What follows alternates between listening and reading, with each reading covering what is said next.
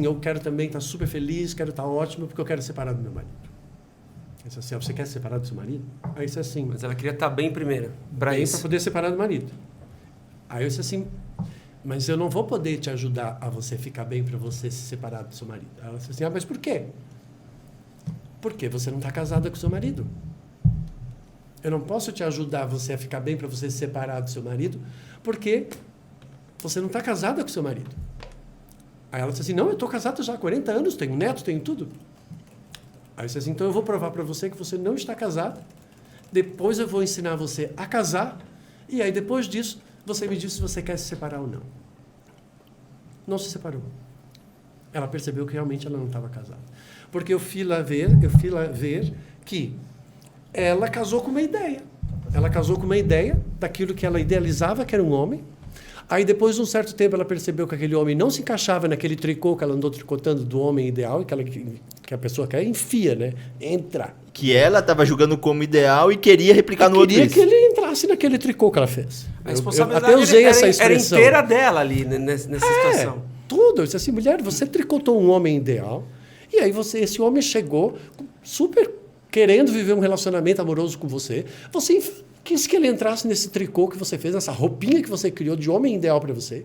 Aí, quando você percebeu que ele não estava conseguindo ser o seu ideal que você quis, você começou a julgar, começou a criticar, começou a não dar mais para ele sexualmente, começou a reprimir uma série de coisas, né? E aí virou o inferno que você está. Aí, é claro, você nunca teve casada, porque você primeiro casou com uma ideia daquilo que você queria casar. Depois que você percebeu que ele não se encaixava nessa ideia, você quis que ele se encaixasse nessa ideia, porque a tua intenção era casar com a tua ideia.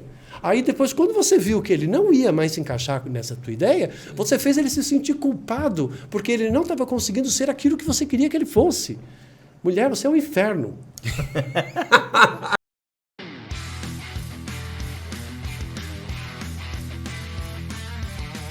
Fala, galera, esse aqui é mais um Overbooking começando, e como sempre, antes da gente falar aqui do convidado e de tudo mais, a gente tem que passar a palavra pro Pedroca. E aí, Germano, tudo bem com você? E aí, galera, tudo bem com vocês? Saudade de vocês, galera do Overbook. É uma vez por semana, né? Futuramente a gente vai aumentar a frequência, ou não? A gente tá quase chegando em 2 por semana. Boa, hein? então beleza, que eu fico com saudade de falar com vocês só de segunda-feira. Galera, antes de tudo, antes de iniciar, vamos falar sobre as redes sociais. Então se inscrevam ali no nosso canal do Instagram, no TikTok e também principalmente lá no nosso canal do YouTube, do Spotify, porque os episódios saem toda segunda-feira às 17. Fechou?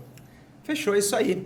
E antes da gente apresentar aqui o nosso convidado, a gente precisa falar dos nossos patrocinadores, não é isso? Exatamente, vamos começar aqui pela Cusquenha, né? Aqui, ó, Cusquenha. E aí, você já provou? Você que tá em casa, assiste o Overbooking, vê a gente toda hora falando da cerveja Cusquenha aqui. Você já provou a sua? Escreve pra gente qual que você mais gosta. Ó, a minha preferida é aqui, essa aqui, ó, que é a Trigo, ó. A Trigo. A Trigo é deliciosa, eu adoro essa aqui de trigo, ela tem um saborzinho um pouco mais refinado. Esse aqui é refinado. Sim, a Triguinha é pra quem é mais refinado ali no sabor, no paladar. Eu gosto muito da Golden. A Golden é boa também. A Golden, na verdade, agrada qualquer paladar, né? É verdade, a Golden é aquela que vai bem com tudo, né? Exatamente. É igual o Overbooking, vai bem com tudo, pô. Vai com tudo. Você tá em casa assistindo Overbooking, pode abrir uma Cusquenha aí, saborear enquanto você fica munido de informação e começa aqui a acompanhar a gente aqui, que é muito bacana. E eu gosto de falar muito do ingrediente principal da cerveja e principalmente da Cusquenha. E qual que é o ingrediente principal? A água é uma água diferente porque é uma água da onde, Pedrão? É água dos Andes, então é o degelo dos Andes lá do Peru. Ele vai lá, desce ali aquela água dos Andes, então é uma água mais pura, uma água mais limpa, uma água de qualidade, não é? Deve ser mais mineralizada também, Deve ser. né? Vamos pra lá, a gente tem que ir pra lá estudar essa água. É, né? não, mas a galera da ABN8 Trade vai mandar pra gente aqui mais informações pra gente deixar vocês mais informados. Exatamente, mas compre Cusquenha, porque Cusquenha é muito bom, não é? É isso aí, Isso aí. Cusquenha. Celebre com Cusquenha. E aí, Pedroca, quem que é o convidado de hoje? Hoje temos um episódio novamente muito informativo. Sim. E um assunto muito atual, porque acho que é um assunto atemporal, que é para falar de pessoas, falar de comportamento, falar das dores que as pessoas sentem, né, que afligem. A gente hoje está recebendo um palestrante, treinador, mentor de potencial humano e liderança com foco em autossabotagem, resiliência e amor. E ele é autor da teoria Tudo Certo. Estamos aqui com Carlos Florencio. Muito bem-vindo, Carlos. Obrigado pela oportunidade. E é isso, né? Vamos falar sobre as crises humanas. Exatamente. Carlos, quando eu vi aqui a biografia e falei ali, ó, foco na autossabotagem. Cara, o ser humano, ele é impressionante o quanto que o ser humano pratica autossabotagem, né? Bem, eu sou terapeuta, né? Todo terapeuta lida com o mal das pessoas. Ninguém procura um terapeuta porque ele está bem, né? Da mesma forma que você não procura um médico porque você está saudável. Você vai lá ou para uma rotina ou para curar alguma coisa. Então, eu tenho que sempre lidar com... Eu tenho que sempre lidar com as crises das pessoas, os conflitos das pessoas, os problemas das pessoas, aquilo que elas não conseguem resolver. Um mecanismo de autossabotagem, ele se forma muito lá atrás no processo da própria pessoa, né? Então, as autossabotagens, elas começam por pequenos traumas, muitas vezes inconscientes, que a pessoa nem percebe. Basta ser um ser humano para você já ter algum tipo de trauma. Não existe ser humano que não tenha nenhum trauma mal resolvido. O primeiro dos traumas que eu identifiquei dentro da minha pesquisa sobre o desenvolvimento do potencial humano é que todo mundo, sem exceção, e vocês vão concordar comigo, todo mundo tem medo de ser rejeitado e todo mundo quer ser aprovado. Sim. Então, as pessoas, elas não querem ser reprovadas e elas querem ser aprovadas. E isso acontece já desde a infância, porque você só é amado e aceito, por isso que eu sou especialista na área do amor também, amor não no sentido de encontrar alguém que vai ser sua alma gêmea, nada disso, mas sim o amor no sentido de você aceitar aquilo que você é, aceitar as coisas como elas são, porque para mim amar é aceitar. Quando você aceita, você ama. Quando você não aceita, você rejeita. E se rejeita, não ama. Né? Então, funciona dentro de uma lógica. Então, quando você ama, você aceita, você estabelece uma relação benéfica com aquilo, favorável, com empatia, né? Com envolvimento agradável. Né? Então, vamos imaginar que aquela criança, que é uma criança amorosa, né? E eu parto do princípio que quando nós nascemos, nós somos amorosos. Nós achamos que tudo é perfeito, porque nós não sabemos o que é imperfeito. Nós somos puros, porque não temos maldade, não vemos maldade nas coisas. Nós somos espontâneos e nós somos livres. Entretanto, nascemos numa sociedade, numa família, numa religião, numa política, né? Num sistema, num ecossistema, onde basicamente você só é amado e aceito se você for uma cópia dos outros. No momento que você tem um comportamento e uma atitude que corresponde à minha verdade, aquilo que eu defini como um certo, como uma verdade absoluta, porque para a pessoa aquilo vai passar a ser uma verdade absoluta, ela só aceita o outro se o outro for conivente com ela, portanto, se concordar com ela. Se discordar dela e, ao discordar, entrar em conflito com a verdade dela, que é uma verdade onde ela se firma na sua segurança a partir daquela verdade que ela definiu, ela vai, então, entrar em conflito. Então, ou seja, a criança ela já se vê num primeiro trauma, porque a mãe vai querer impor a verdade dela, o pai a verdade dele, depois a sociedade, os amigos, todo mundo começar a impor essa verdade. E a criança ela vai retraindo. Então, o que é um trauma? O trauma é toda vez que você está num movimento e aquele movimento ele é interrompido de alguma forma. Né? Então, você, por exemplo, está andando de bicicleta e alguma coisa atravessa na sua frente, você bate naquilo e o teu corpo continua. Portanto, o teu corpo continua se movimentando, mas a bicicleta para e você cai e você vai se machucar e você vai sofrer um trauma físico. Um trauma emocional ou qualquer outro trauma a nível psicológico é quando você também está ali naquela expectativa de que vai ser super legal. Né? Então, tem um caso, por exemplo, de um paciente meu que ele fez uma flor, pintou uma flor. Ele achou que aquela flor estava maravilhosa. E ele chegou para entregar para a mãe dele. Quando ele chegou para entregar para a mãe dele estava ocupada fazendo o almoço e ela não deu muita bola. E aquilo traumatizou ele. Umas simples cenas como aquela, ele passou a vida toda sem saber que tudo que ele fazia para agradar os outros. Porque ele queria resolver aquela pequena cena que ficou ali, é impressionante. Como isso é de criança, isso aconteceu quando ele era criança. Ele é criança, tinha 7 anos de idade. Então, ou seja, ali já ficou um trauma. Naquele momento que ele pensou que ele ia expandir, ele retraiu. Toda vez que você tem aquela sensação de que você vai e murcha, esse é um trauma, né? Tem pessoas que são acostumadas a viver relacionamentos assim, né? Nossa, acho que agora vai dar certo e... elas viram o efeito gaita, que eu chamo. Vai. Tá sempre assim. Eu acho que agora eu vou conseguir o meu trabalho, a minha satisfação. Agora eu acho que... tudo isso são pequenos traumas que a gente vai sofrendo. Por quê? Porque nós vamos sempre, quando nós imaginamos alguma coisa, nós pensamos em alguma coisa, nós vamos criar no nosso imaginário uma imagem de referência. E aí, se a realidade não estiver de acordo com aquela imagem que eu criei, eu vou sofrer com uma decepção, né? E aí eu me decepciono com o quê? Com a imagem que eu criei ou eu me decepcionei com a realidade? Né? Então, eu digo sempre que as pessoas elas sempre se decepcionam, é sempre com a ilusão, nunca é com a realidade. Porque a realidade nunca nos trai. O que nos traz sempre é a ilusão daquilo que nós imaginávamos que ia ser uma verdade e uma realidade. Né? Então, aí as pessoas elas não têm esse autoconhecimento. Então, elas vão sofrendo esses pequenos traumas, essas pequenas decepções, essas pequenas mágoas, essas pequenas raivas, isso tudo vai ficando preso dentro delas. Então, tudo isso vai acumulando e criando, dentro desse trauma, um conflito. Um conflito, aí ela vai viver conflitos, porque ela vai se deparar com uma outra verdade que é diferente da verdade dela e as duas verdades não vão conseguir entrar num denominador comum, elas vão entrar em choque. Né? E aí, então, num primeiro momento, a criança, como ela não tem capacidade cognitiva, ela não tem conhecimento para poder se defender, a tendência dela é retrair. Né? Aí chega na adolescência... Ela está fazendo a formação da personalidade dela, que é o terceiro setênio, dos 14 aos 21. Aí ela resolve ir contra os pais, né? Por isso que normalmente... Por quê? Porque ela está na formação da personalidade dela. Como ela está na formação da personalidade dela e ela não quer mais ser reprimida, porque ela foi reprimida até os 14, ela quer ser do contra. Por isso que ela vai ser do contra, vai falar ao contrário daquilo que os pais querem, do que a mãe quer.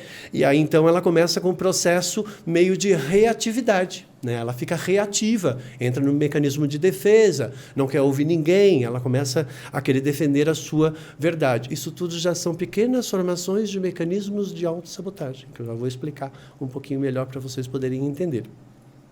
E aí, se ela não consegue resolver isso, ela vai criar um padrão. Aí o padrão é um comportamento e uma atitude repetitiva que faz com que as experiências fiquem repetitivas, ou seja, vai criando uma sensação de um loop.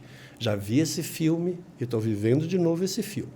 Então, toda vez que você está vivendo esse loop, uma experiência repetitiva, significa que esse padrão vem de um conflito, esse conflito vem de um trauma.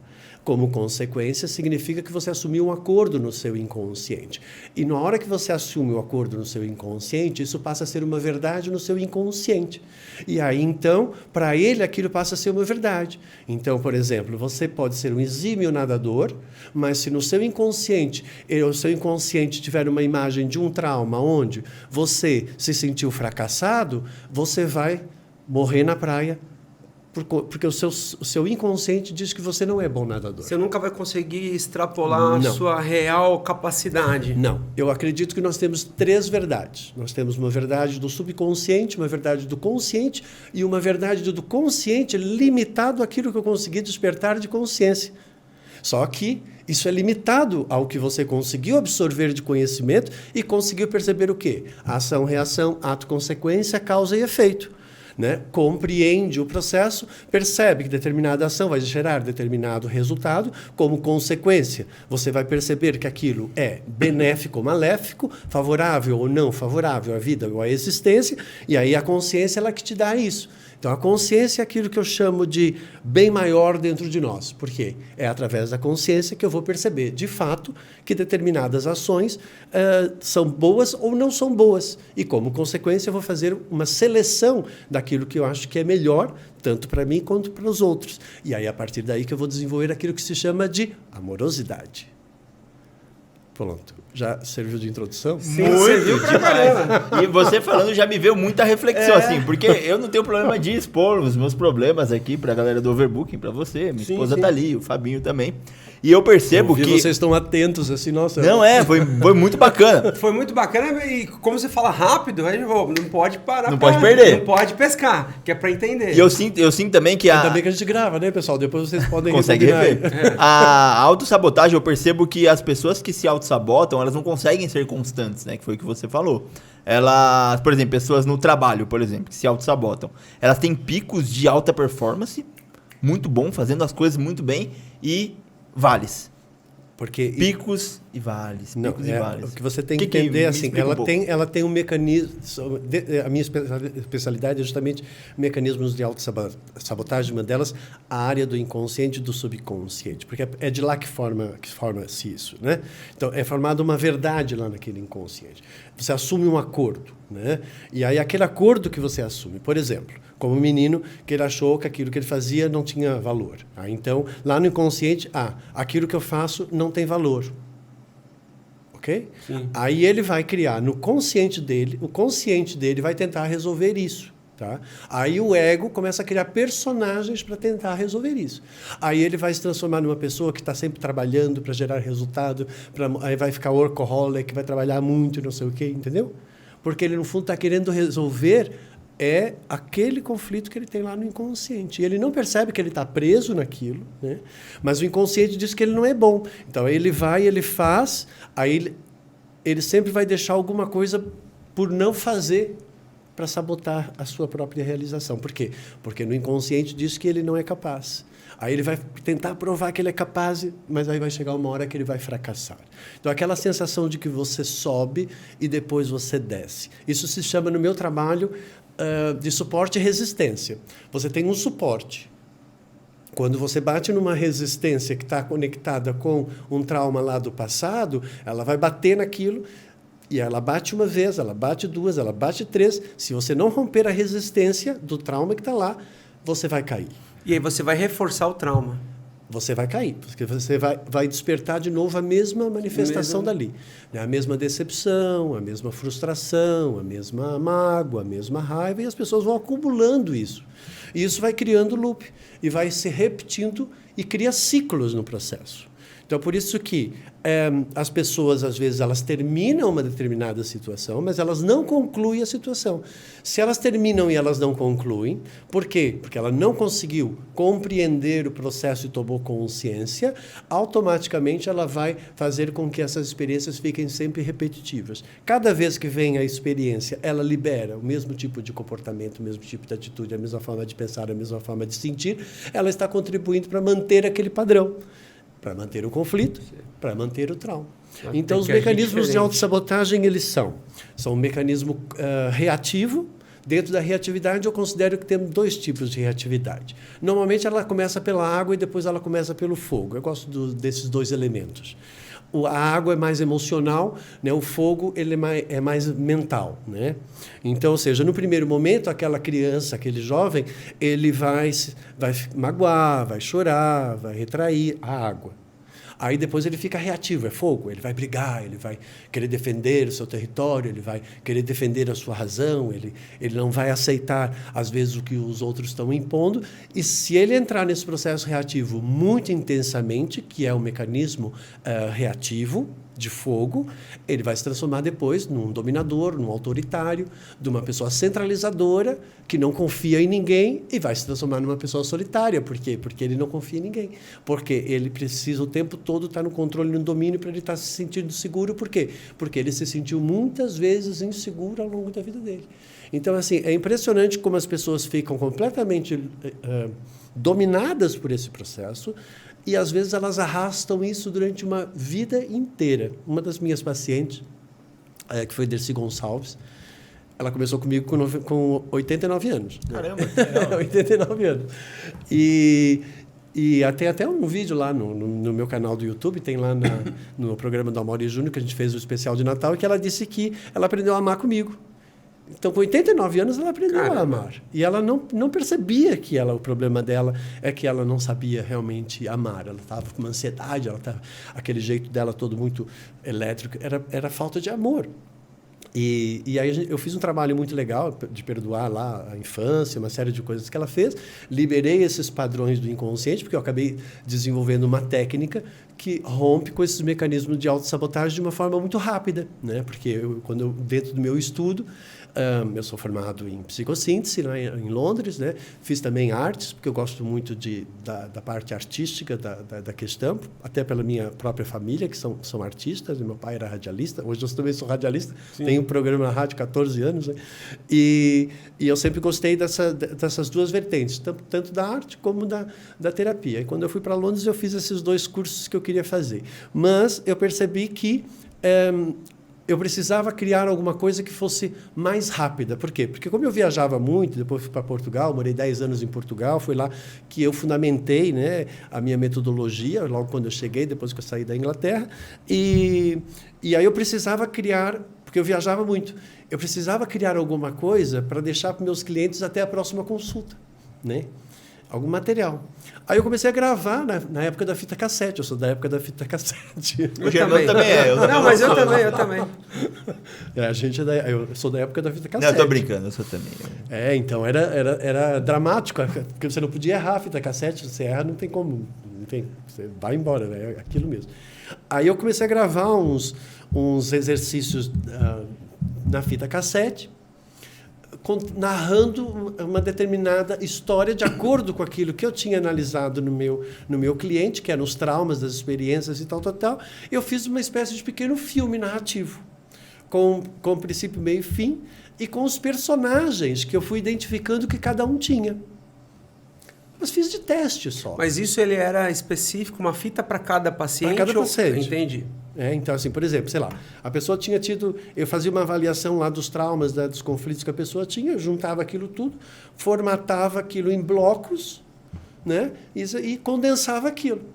E comecei a fazer uns exercícios gravados assim. Eu sou um dos precursores da meditação criativa, né? Eu comecei lá no final dos anos 80, né? E aí eu comecei a dar essas meditações reflexivas, imaginativas, onde a pessoa tinha que fazer de olhos fechados, deitada ou sentada, e ela fazia aquela vivência daquilo.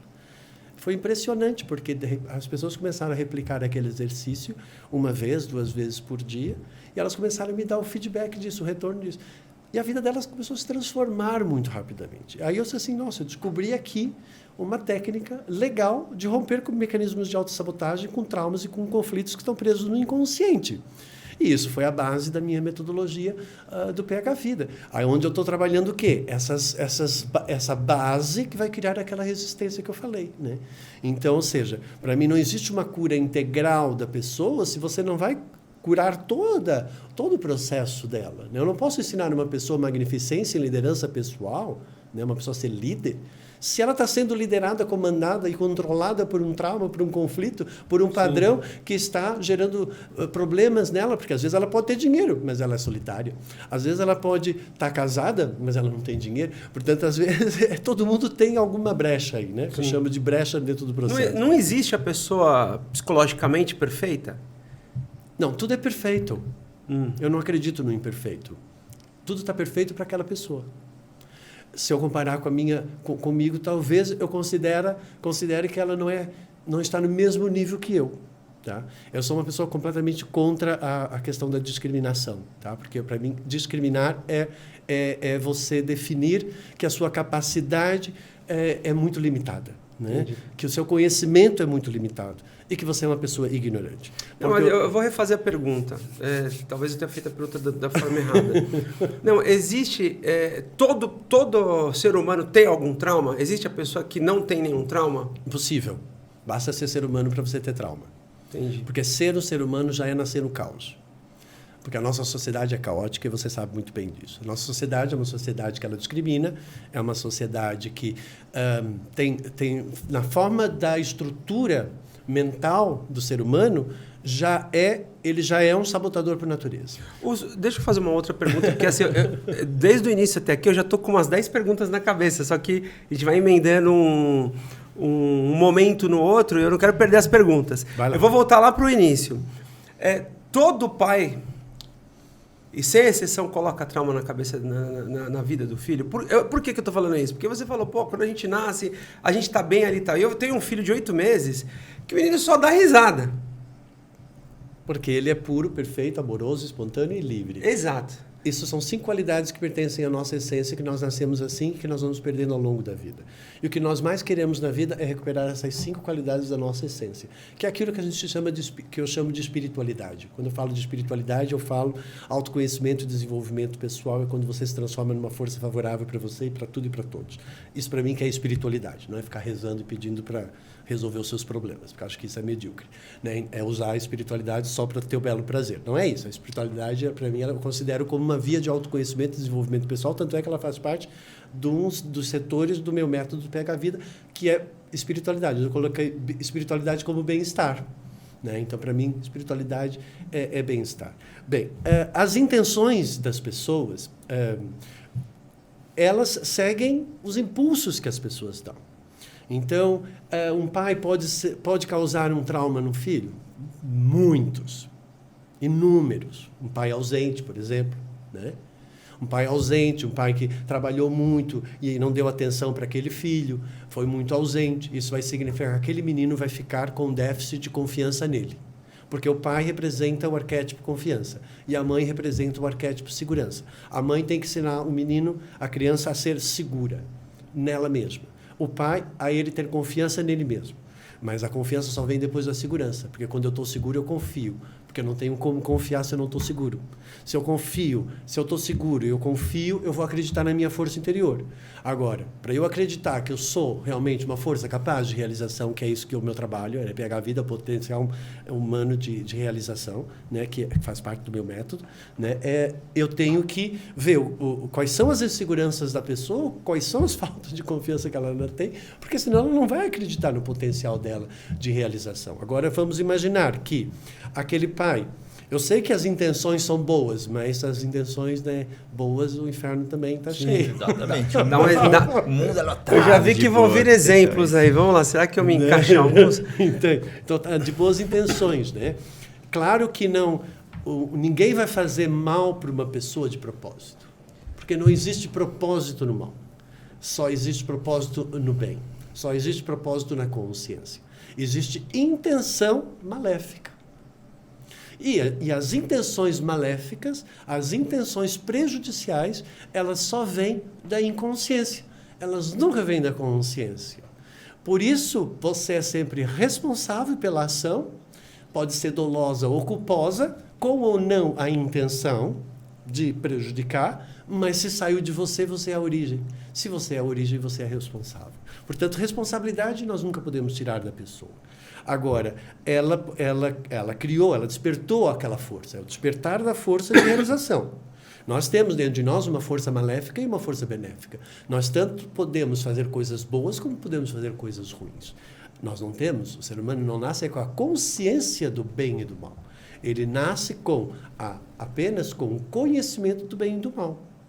Já dizia lá, né, na época de Adão e Eva, né, que Adão e Eva comeram a maçã do conhecimento do bem e do mal. Então, ou seja, nós temos o conhecimento do bem e do mal, mas nós não temos a consciência.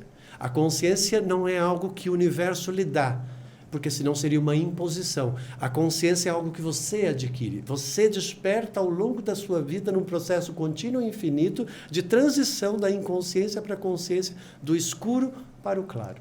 Basicamente, o inconsciente é como se você estivesse no escuro e você não percebe. Quando você vai percebendo, você está na consciência. No meio do caminho, você tem a pré-consciência. É quando eu percebo a existência daquilo. Então, quando eu percebo a existência de algo que já existia, é quando eu descubro, né? Então, na vida, nós basicamente estamos sempre descobrindo, tirando a coberta da nossa ignorância, da nossa ausência de conhecimento, da nossa não percepção de algo que já antes existia. Portanto, o ser humano ele não descobre absolutamente nada. Ele só se torna pré-consciente e consciente daquilo que antes já existia, só que ele não tinha percebido, ele não tinha conseguido ver. Isso se chama, então, pré-consciência, Freud, né? Se você não aprende pela pré-consciência, que é você perceber a existência, ou perceber que esse determinado comportamento não foi legal, percebi a existência daquele meu comportamento. Essa é a pré-consciência. Aí eu vou chegar na minha consciência e vou dizer assim, pô, eu não vou fazer isso, porque isso não é legal. A consciência é a minha voz de julgamento que me permite perceber que realmente eu sou uma força do bem e do mal. E aí então entra aquilo que se chama de livre-arbítrio, a livre escolha, a sua livre arbitragem. Aí você vai decidir, aí você vai querer servir ao bem ou você vai querer servir ao mal? Porque você pode passar a ter a consciência, mas fazer um julgamento e falar, não, mas tudo bem, para mim eu vou continuar agindo dessa maneira, mesmo que esteja errado. Por isso que é o livre-arbítrio, que você começa a decidir se você vai manter ou não aquilo. Isso, mas aí automaticamente, como você começa a perceber ato, consequência, ação, reação, causa e efeito, que são leis no universo, né? Então, isso são verdades absolutas, né?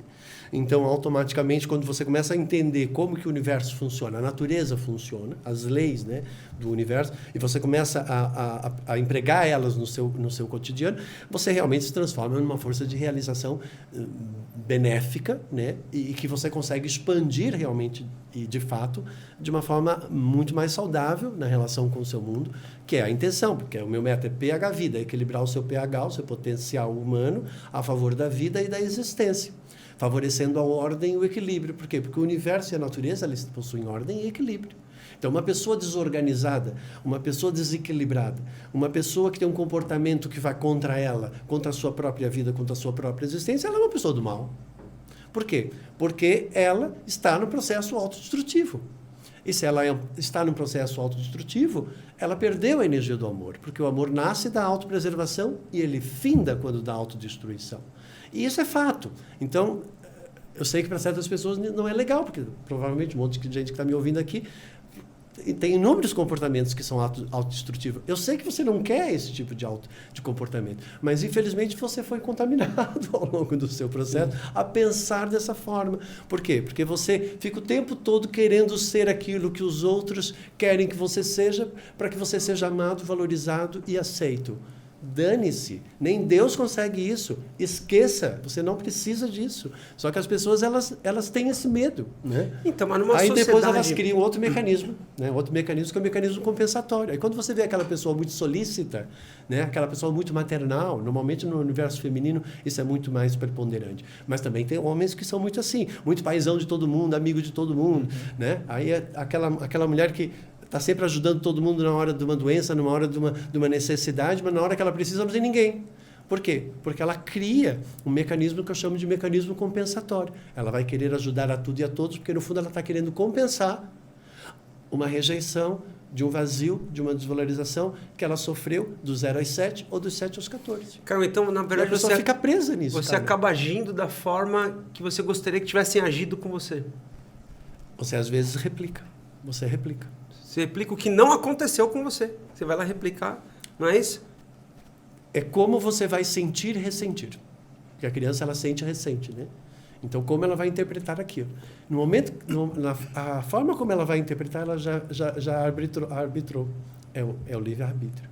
E ela já fez uma escolha. E aquilo ela já definiu como uma verdade para ela. E aquilo passa a vigorar como uma verdade para ela. E essa verdade, se for numa época inconsciente, que é dos 0 aos 21 anos de idade, porque dos 0 aos 21 anos de idade são 21 anos para o nosso cérebro estar formado. Portanto, tudo que você faz até os 21 anos de idade, você não é maior de idade, você não está consciente e você não agiu com consciência. Você agiu com intenção de acordo com as influências do meio. Porque você, enquanto força, você influencia o meio e o meio também te influencia. Você permite ser influenciado. Tudo passa-se por uma permissão. Então, se aquele pai, de repente, fala alguma coisa e aquela criança sente, ressente, faz uma arbitragem e ela define e ela escolhe que ela não tem valor, ela escolheu. Inconscientemente. Ela vai carregar aquilo pro resto da vida dela. É engraçado. Entendeu? Que você falou a parte dos pais. Eu como pai ou um outro pai, ele vai gerar traumas no filho? Claro, porque imagina só o padrão acontecendo. O pai, ele vem que o avô criou ele, o avô tinha traumas, passou esses traumas e reforçou outros traumas pro pai. O pai não consegue curar esse trauma, ele repassa os traumas dele, o que ele tinha de ressentimento do anterior, pro filho. e vira um ciclo vicioso. E se não existe essa quebra, eu acredito que isso vai piorando cada vez mais. Né? Eu chamo de referências genéticas, né? Então você vai olhar que aquele comportamento da pessoa, geneticamente ela vem do pai e da mãe. Portanto, ela vai trazer a genética do pai e da mãe, então ela já vai ter uma influência dali, daquelas duas forças que estão ali, na própria genética dela. E aí a criança sempre vai escolher um dos dois personagens, aquele que mais se adequa, que ela acha que ela vai conseguir sobreviver mais. Por quê? Porque nós temos no nosso inconsciente uma das forças que nos rege e que está no nosso inconsciente que a gente não percebe, que é a lei da própria natureza, que é sobreviver e manter a sobrevivência. Então, a gente vai perceber o que é que eu vou conseguir sobreviver e manter a minha sobrevivência, esse comportamento autoritário do meu pai, aquela mãe lá está sofrendo, eu vou ficar igual a ele, porque eu prefiro ficar igual a ele do que ficar igual a ela sofrendo, né? Ele pode fazer essa interpretação. Ou ele pode ficar com pena da mãe, aí ele se junta à mãe e aí ele fica contra o pai. Aí, essa mulher que ficou junto com a mãe e que ficou contra o pai, ela vai casar com um outro homem exatamente igual ao pai. E ela vai ficar contra todos os homens da vida dela e ela vai ter filho. E o filho também vai ficar contra ela. Porque ela tem um padrão. É impressionante como replica isso. Entendeu? Entendi. É fascinante. Eu entendi. É verdade. Esse exemplo que você deu da mulher, que casa com um homem exatamente igual ao pai, e ela se coloca na posição de vítima, né, igual à mãe. A gente entrevistou um neurocientista aqui, o William Borghetti, e ele deu exemplo esses dias na rede social, falando disso. Cuidado quando você fala que você tem o dedo podre para escolher homem, né? Ele deu o exemplo da mulher. Uhum. Porque você vai ficar falando isso pro seu subconsciente, você vai acabar encontrando qualquer um. Você vai reforçar aqui. E aí, quando der errado, você vai falar, tá vendo? Eu tenho o dedo podre para escolher homem. E você vai só cada vez reforçar mais. E você nunca vai achar que está pronta para um cara legal. Nunca vai achar que está pronta para um cara legal. Assim, esse é só exemplo da mulher que você citou e me veio na cabeça. Às vezes não é isso. Às vezes ela ouviu homem nenhum presta. Ela ouviu. Quando ela era criança, que homem nenhum presta. Homem nenhum presta, não sei o que, homem mente, homem é enganador. Aí ela fica com aquela memória dali. Aí cada vez que ela olha para um homem, ela já acha que ele vai ser aquilo. Então isso também se replica. Às vezes é aquela mãe que foi mal amada e que passa essa energia para aquela filha e aquela filha vai replicar esse mesmo processo, ou às vezes até o contrário. Né? Porque aí nós podemos ter um filho homem, por exemplo, que se identifica mais com a mãe, então ele vai ser um homem mais banana mais lá para frente. Um homem sem atitude, é um homem que vai se fazer de vítima, aí ele vai procurar uma mulher mais yang, mais masculina, ela que vai trabalhar, ela que vai ser a controladora e ela que vai ser o homem da relação. Também acontece. Hoje em dia, então, está cheio de gêneros misturados e mecanismos compensatórios, porque isso tudo são mecanismos compensatórios, né? Condicionantes e limitativos, né? Então nós temos limitativos, condicionantes, né? Reativos, e reativos nós temos do fogo e do água. Então só aí nós já temos uns 4 tipos de mecanismos, e aí dentro desses mecanismos tem vários inúmeros personagens que podem sair daí. E aí é justamente onde entra a minha técnica, é perceber quais os personagens que a pessoa tem no inconsciente dela. Então é como se você... eu preciso passar por... Porque quando você fala, eu fico pensando assim, caramba, eu perdi meu pai com 7 anos, eu tive lá o meu irmão que fez o papel, ele é mais velho, mas para mim nunca foi igual, porque eu sempre vi meus amigos com os pais e eu sabia que ele era meu irmão mais velho, não meu pai. Então eu senti falta, por mais que meu irmão se esforçou. Hoje aí eu já vou trazendo. Você falou de trauma. Aí você vai tentar compensar essa ausência do seu pai no seu filho. Então, mecanismo compensatório. Que foi o que vocês falaram. O avô que passa para o pai fala, mas eu não tive a oportunidade do meu pai me passar algo. E hoje eu tenho uma filha que eu preciso passar algo para ela. Loucura isso, eu preciso fazer... Então, mas ganhou um cliente. Ganhou um cliente. Entendeu? Mas o que você tem que entender é que você vai querer fazer para o seu filho aquilo que você gostaria que o seu pai tivesse feito para você. Isso não é um pouco perigoso? Porque como você não teve aquilo, você acha que você não foi merecedor. Então, se você não é merecedor, você acha que você tem uma dívida. E aí você vai se cobrar, você vai desenvolver uma cobrança de devo e de tenho. Então eu devo e tenho que ser um pai exemplar para as minhas filhas, porque eu tenho uma rejeição e uma desvalorização e um abandono do meu pai. Porque provavelmente eu não fui bom o suficiente. Por que esse meu pai me abandonou? Embora Tudo isso você não Sim. percebe, cara, porque isso fica no teu inconsciente. Então, tá no teu inconsciente. Então, eu digo assim para os meus clientes, a gente vai descer agora por um porão e nós vamos entrar numa sala escura. Aí eu vou acender essa luz. E quando eu acender essa luz, eu vou mostrar para você alguns personagens que estão lá dentro. Aquela mal-amada que está lá naquele canto, aquela outra que está ali, mãezona de todo mundo, aquela outra lá que faz de conta que não precisa de ninguém, né? Aí a pessoa assim, nossa, isso sou eu.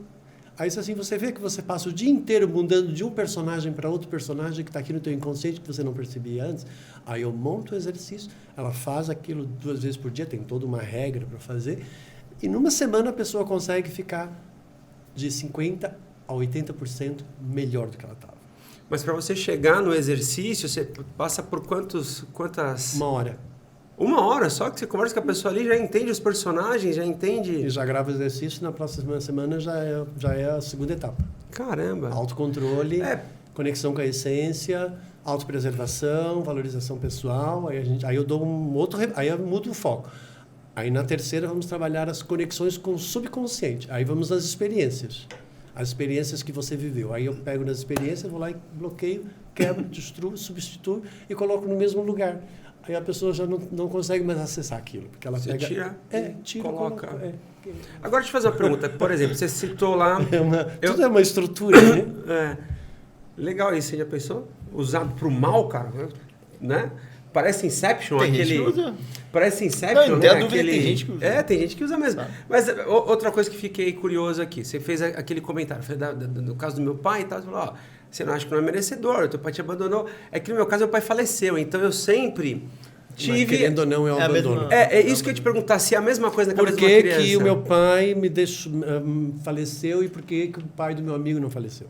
Porque você vai se comparar. Sim. Porque você aprende desde criança a fazer uma das coisas que eu acho mais maléfica na estrutura do ser humano, Comparação. que é o julgamento comparativo. Porque é no julgamento comparativo que nasce a discriminação, a intolerância, a rejeição, porque eu só aceito aquilo que está dentro daquilo que eu acho e julgo que é o certo, que é o correto. Aí daí vem a minha teoria do tudo certo. Eu resolvi criar a teoria do tudo certo porque... de tanto ouvir os conflitos das pessoas, e aí começou também essa questão de aceitar gêneros e discriminação, e, né, homofobia, e não só, né, vários tipos, né, de discriminação. Aí eu disse assim, espera aí, eu pensei em fazer o meu primeiro livro do meu método PH Vida, e depois do sistema de equilíbrio energético, é um outro método meu, mas eu disse assim, não, eu preciso fazer eu quero ir na origem desse conflito, eu quero saber de onde é que vem. Aí eu fiz uma pesquisa, e eu fui na origem de onde nasce o conflito, né? Aí que está lá no inconsciente. E aí percebi que ele começa já por essas influências, onde a pessoa já começa com esse julgamento comparativo, né?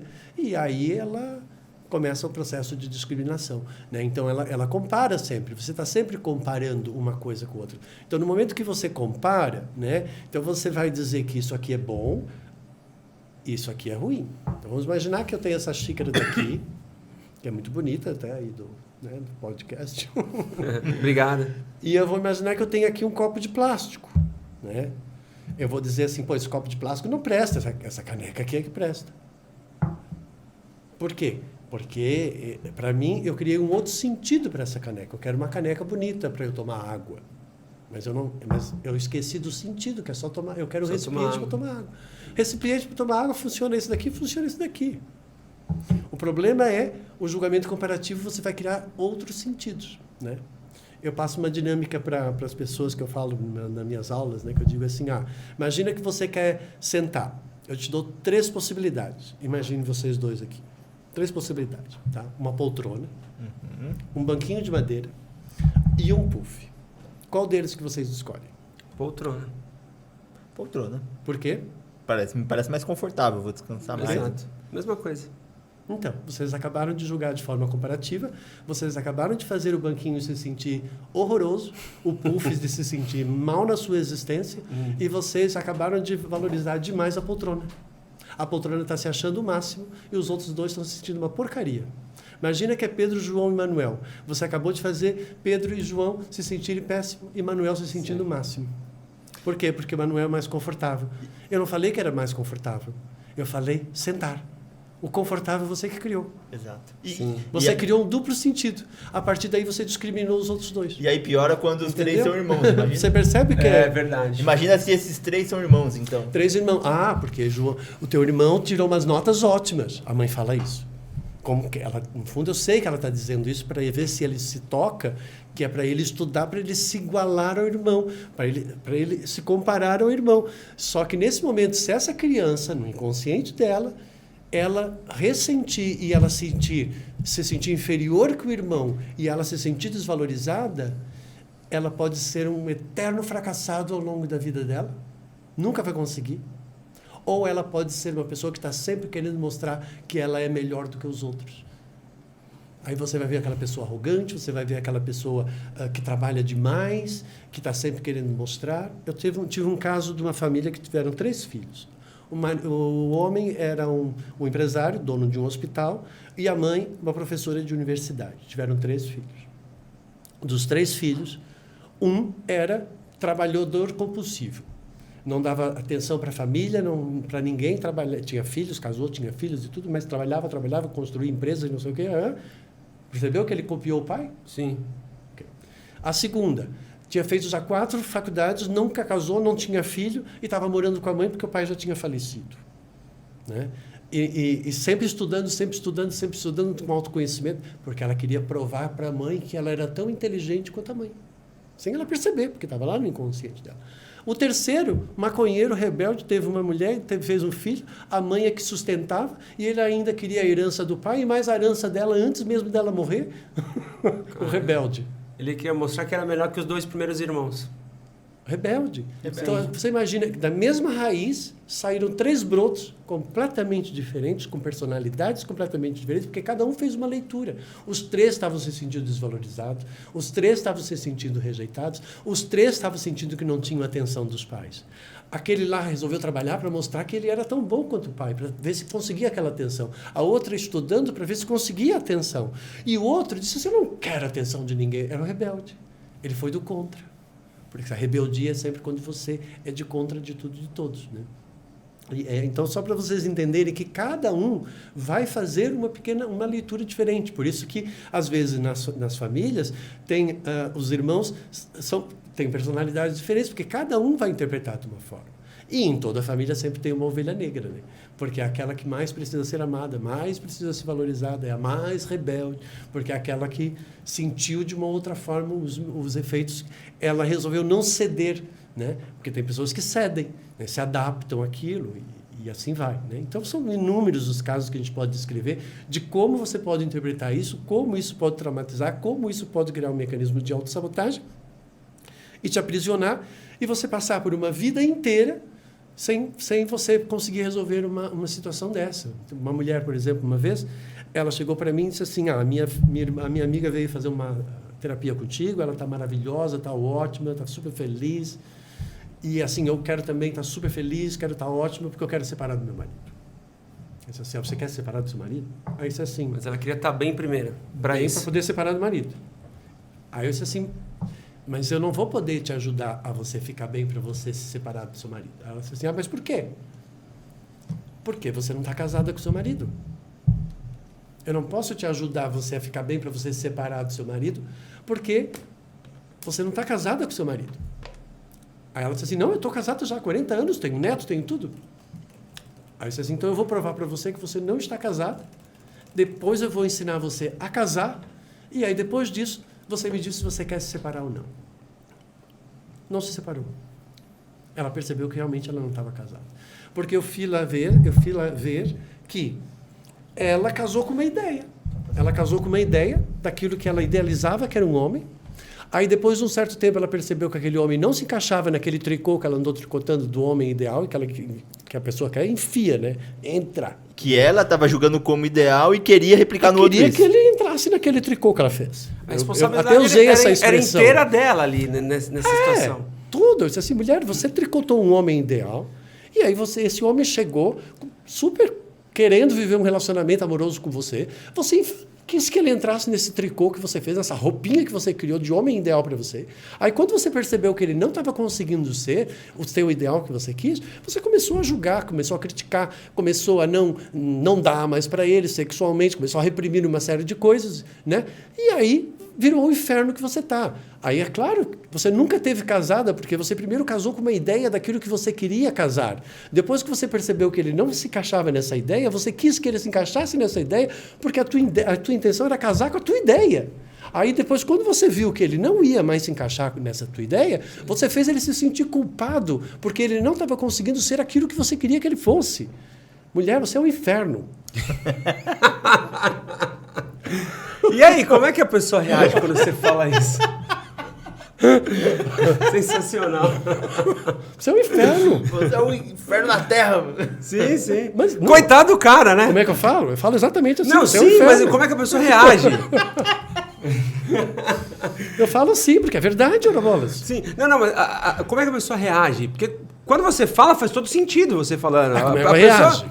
Ela acorda, né? Porque ela estava dormindo. Ela acorda para a realidade, ela percebe.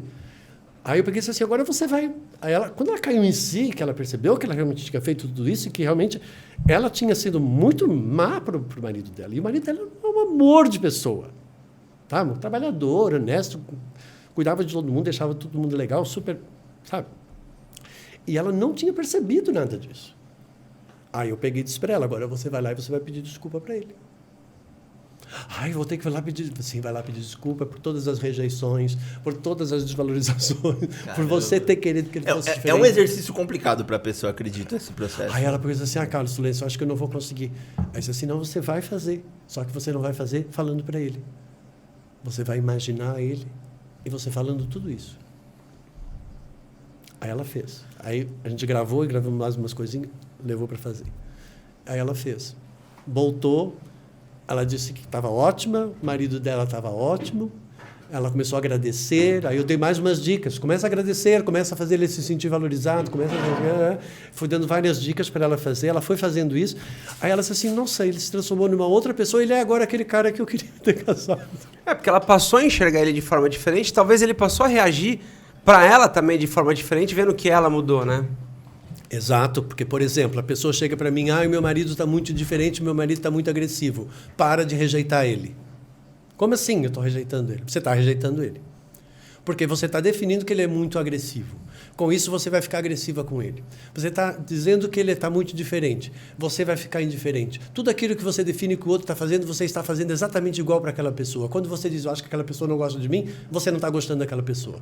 Eu acho que aquela pessoa, ela não é de confiança. Você acabou de não ser uma pessoa de confiança para aquela pessoa que você está achando que ela não é de confiança para você. Porque tudo aquilo que você define, você está fazendo, no momento que você está definindo, você é aquilo que você está definindo no outro. Quando você diz, eu acho que essa pessoa é falsa, você está sendo falso, porque quando você chegar na frente dessa pessoa, você não vai ser verdadeiro, você vai ser falso. Você não vai falar isso para ela, né? Você vai ser falso, é verdade. Percebe? É muito impressionante como o ser humano não se conhece. Eu vou falar uma coisa na tua frente para depois eu falar que eu sou falso. Você é maluco. Não, eu tô falando maluco no melhor dos sentidos, porque tudo isso faz sentido quando a gente ouve ele falando. Perfeito. E você pode pensar, caramba, como é que o cara tem tanta informação a respeito do ser humano na cabeça dele, né? Mas eu acho sensacional. Porque você vai julgar a partir do conhecimento que você tem. Sim.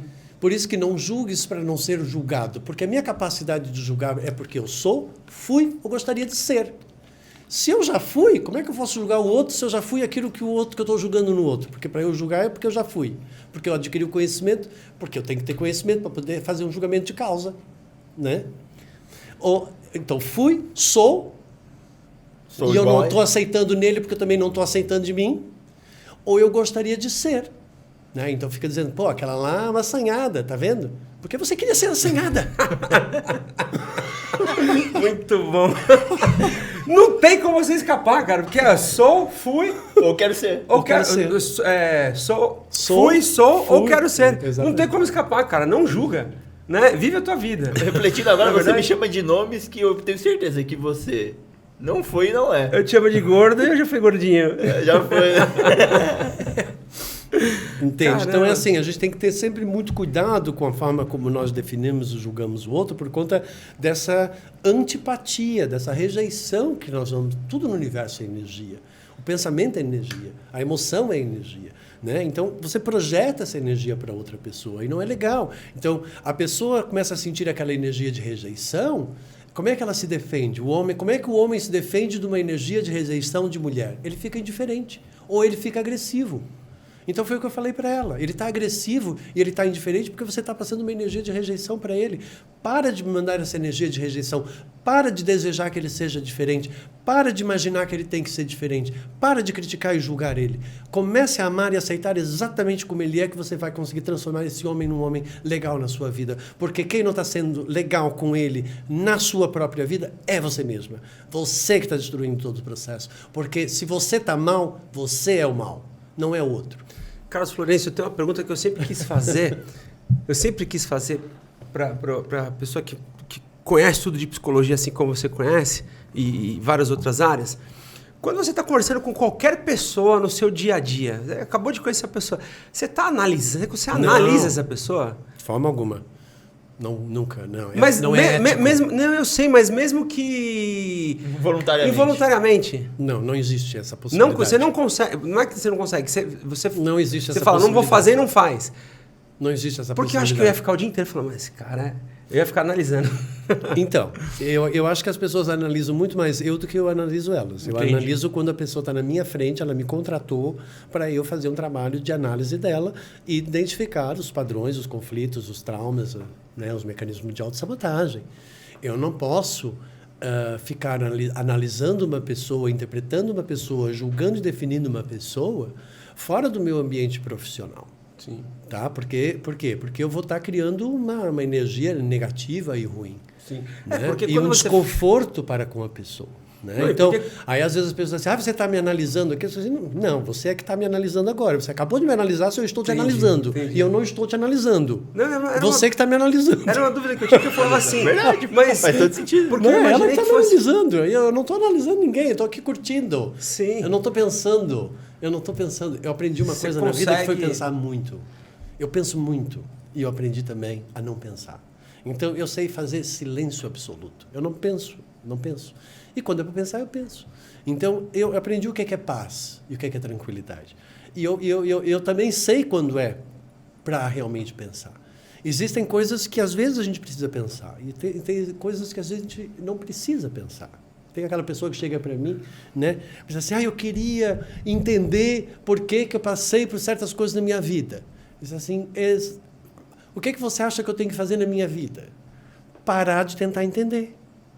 Para de tentar entender, porque eu tentar entender o porquê que você passou por certos problemas que está te criando um problema. Porque não é para você entender, é só aceitar. Aceita. Sim. Que é uma página virada, né? E acabou. Isso vem muito do estoicismo, né? No estoicismo ele fala, acho que foi Epicteto que falou, que a partir do momento que você não tem poder para mudar aquilo, você não tem que ligar para aquilo. Porque não está nas suas mãos para resolver. Para que você vai ficar pensando numa coisa que você não vai resolver? Agora, se você tem influência para resolver de fato, vá atrás. Né? Então, vai por esse caminho também. Tem coisas que a gente consegue transformar, tem coisas que a gente consegue mudar, tem coisas que a gente não consegue. Você tem que saber o limite, né, daquilo que você pode e daquilo que você não pode. Principalmente quando se refere a uma outra pessoa. Né? A outra pessoa ela é única. Eu considero cada pessoa como única, singular, indivisível e incomparável. Se o universo nos fez todos nós diferentes, né? E nós somos semelhantes o quê? Em aspecto. Eu sou homem, você é homem, em aspecto. Mas o meu homem, na minha natureza, é único. Como o teu também é único, como o teu também é único. Não é? Claro, a gente gosta das mesmas frutas ou não interessa. Tem coisas que nós vamos ser semelhantes. Nunca vamos encontrar ninguém igual a nós mesmos. Não. Você nunca vai encontrar. Eu nunca encontrei um Carlos Florencio igual a mim. E eu acho que eu também não ia querer. Né? Então, é assim, o que eu quero encontrar é gente diferente daquilo que eu sou. Porque eu vou aprender com a diferença. Porque na similaridade é aquilo que vai me atrair por sinergia da mesma frequência. Então, é muito fácil. Né? Então, a questão do amor aqui, quando a gente encontra pessoas que gostam do mesmo tipo de futebol, gostam do mesmo tipo de comida, do mesmo tipo de balada, do mesmo tipo de cerveja, do mesmo tipo de não sei o quê, ali a gente se une e se integra. Por quê? Porque nós temos as mesmas afinidades. A grande jogada é como você vai conseguir unir e integrar naquilo que é diferente. Sim. Porque amar é amar pela diferença, não pela similaridade. Porque na similaridade não exige fácil. esforço nenhum. É. É na diferença. É como eu vou amar essa pessoa exatamente como ela é, sem querer mudar absolutamente nada nela. Por quê? Porque está incondicional. Eu não estou utilizando das minhas referências. Porque senão ela está limitada à minha verdade. E eu vou considerar, e quando eu considerar que a minha verdade é absoluta, eu vou gerar uma solidão. Porque não existe verdade absoluta em nós. Nós temos uma verdade subjetiva, condicionada e limitada ao nosso processo. Então, ninguém é dono de uma verdade absoluta. Existe uma verdade absoluta que tudo que jogar para cima vai cair? Sim, a gravidade. É uma verdade, se estivermos um planeta com gravidade. Mas a minha verdade é a minha verdade. A minha perspectiva com que eu vou ver as coisas é a minha perspectiva. É o meu certo. O meu certo está fundamentado a partir daquilo que eu defini como certo. Né? E o meu errado vai estar definido a partir daquilo que eu considero que é errado. São os meus juízos de valores. Agora, isso não é uma verdade absoluta. Eu não posso, pura e simplesmente, dizer que essa pessoa não presta porque ela está dentro daquilo que eu acho que está errado. Então, eu não sei amar. Eu tenho que entender que cada um está certo dentro do seu processo. E cada um está perfeito dentro do seu processo. E que cada um está tentando ser feliz, estar bem com a vida deles. E é isso que eu tenho que preservar. Então, eu não quero que ninguém seja a minha imagem e semelhança, mesmo porque eu ainda não sou um Deus, e mesmo que eu fosse um Deus, eu não ia exigir disso, porque o próprio Deus não exige isso da gente. Sim. Ele nos deixa nós sermos como nós somos. Mas o ser humano, infelizmente, ele fica utilizando dessas referências, e aí vai criando esse monte de conflito, essa falta de amor que a gente está sentindo ultimamente na nossa sociedade. As pessoas estão perdidas, né? Muito perdidas, com uma liberdade exacerbada, uma liberdade sem critério, né? sem uma autopreservação, e uma grande solidão, né? Porque, no fundo, é uma grande solidão. Solidão essa que já existia antes dos anos 50 do século passado, onde os casamentos duravam porque uma pessoa tinha que sempre abdicar do seu eu para poder estar com a outra pessoa. Hoje em dia, depois dos anos 50 e dos anos 60, que veio toda essa era de liberdade e essa nova forma de família e tudo mais, hoje as pessoas elas precisam estar junto por cumplicidade, por sinergia, por respeito, né? Porque pela diferença, aceitando a diferença do outro. Né? Então, por isso que hoje, como as pessoas não estão mais com paciência de deixar de ser elas mesmas, então estão cada vez mais sozinhas. Então, hoje a gente vê que os casamentos e os relacionamentos não estão durando porque as pessoas não sabem estar com a outra pessoa. Né? Não sabem realmente, de fato, amar. E muitos nem tentam, né? Nem tentam. Então, aí virou tudo muito descartável, né? Vem, tem a ver com aquilo que eu quero, fica. Se não tem a ver com aquilo que eu quero... Mas você falou uma coisa, eu achei sensacional, porque tudo eu fico refletindo aqui. As pessoas dispostas a deixarem de ser elas mesmas. E essa questão de você, né, ter a sua verdade absoluta. Eu acho que quanto mais certeza a gente tem de algo, mais burro a gente é. Porque menos a gente procura verdades em outros lugares, né? E a gente atrai conhecimento pra gente de outras pessoas. Porque eu, olhando, sei lá, há 10 anos atrás, eu era muito mais certo de quem eu era, pra mim, naquele momento há 10 anos atrás, e com isso eu fechava eu me fechava para entender outras pessoas ou para receber informação de outras pessoas. Foi o momento que eu mais entrava em conflito com a minha esposa. Porque mais solitário da tua vida. Eu tinha certeza, mas uma certeza eu era solitário com a minha certeza. Solitário. Então, e ela também, e eu vejo hoje que quando as coisas param, você fala assim, poxa, mas não me incomodo mais. Eu posso estar errado, eu posso conversar com outra pessoa, eu posso me abrir mais, eu posso dar o braço a torcer. É quando você mais cresce. É quando você mais cresce. Quanto eu mais cresci, quanto mais... foi quando eu me ajeitei com a minha... Não que eu tive nenhum problema grave com a minha esposa, mas... Você aprendeu tolerância, flexibilidade... Isso. Né? Você aprendeu a aceitar o outro como ele é. Então, você está desenvolvendo uma energia amorosa, porque o amor é isso. Amor não é aquela pessoa que a gente vai achar que ela vai vir e a gente vai viver para sempre num sonho. Não é isso, né? Amar tem que respeitar, tem que zelar, tem que preservar, né? Tem que dar liberdade. Tem que dar, tem que receber, né? Tem que tem que ser uma pessoa agradável, né? Quer dizer, tem que ser uma coisa no boa. momento que eu me desconstruir e abrir a audição assim para o mundo, né? Para que as pessoas pudessem chegar mais próximas de mim, porque as pessoas chegavam próximas de mim, mas eu acho que eu era um cara fechado. E aí por mais que não pareça, porque eu sempre tive muitos amigos e tudo, mas hoje eu abri a escuta e eu percebo mais evolução em mim, sabe? Eu acho muito legal. Por exemplo... Porque provavelmente você ficou muito sozinho quando teu pai morreu e o teu irmão assumiu a postura de pai e você ficou muito fechado no seu mundo, né? E às vezes é decorrente disso. Não, eu acho que eu busquei justamente...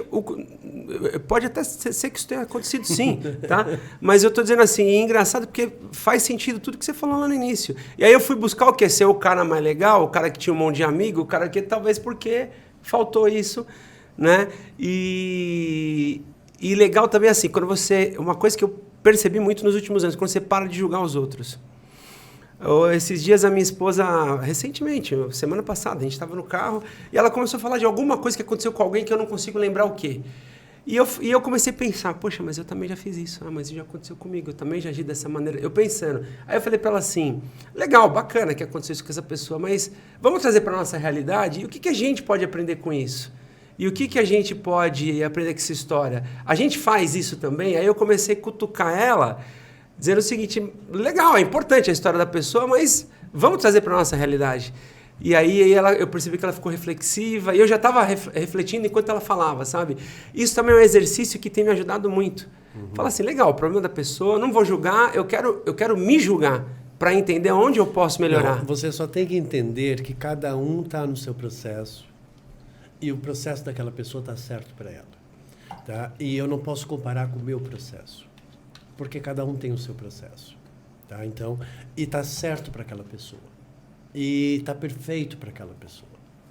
Pode não estar de acordo com aquilo que faz parte da minha vibração, daquilo que eu permito.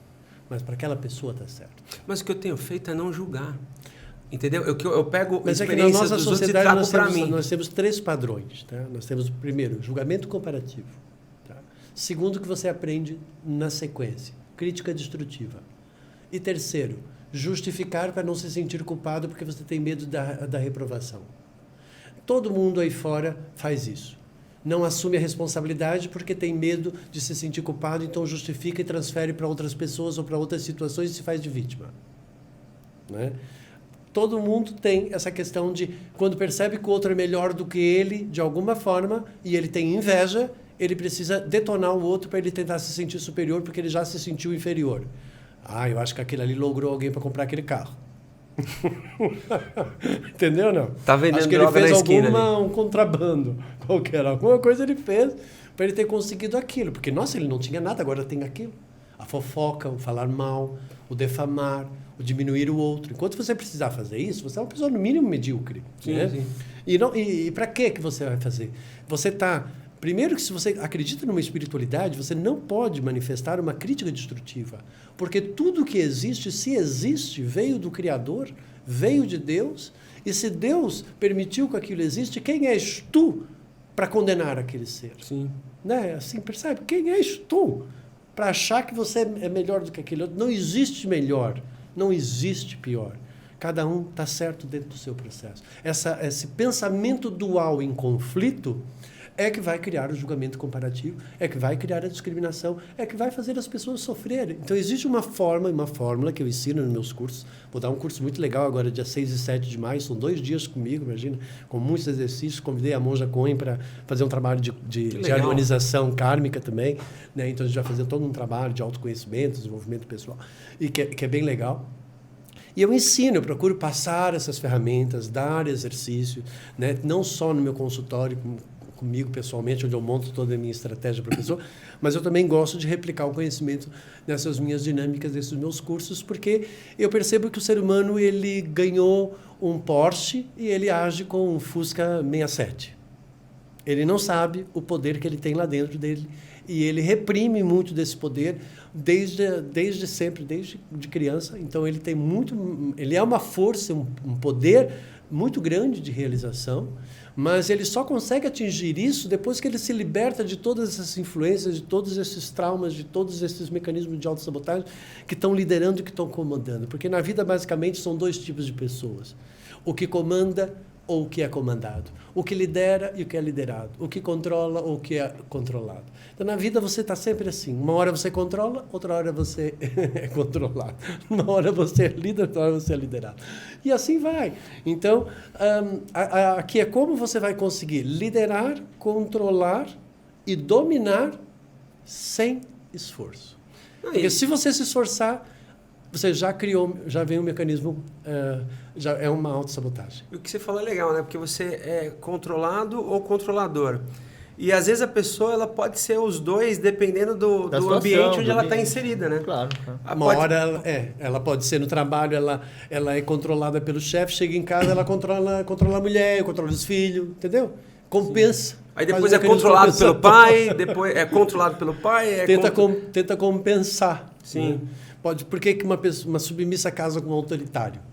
Nenhum autoritário vai casar com uma autoritária. Você já viu algum autoritário casar com uma autoritária? Não, vai dar porrada todo dia. Ele vai casar com uma submissa, porque para ele conseguir manter aquele mecanismo que ele criou de autoridade, para ele se autoafirmar, ele precisa de uma pessoa submissa.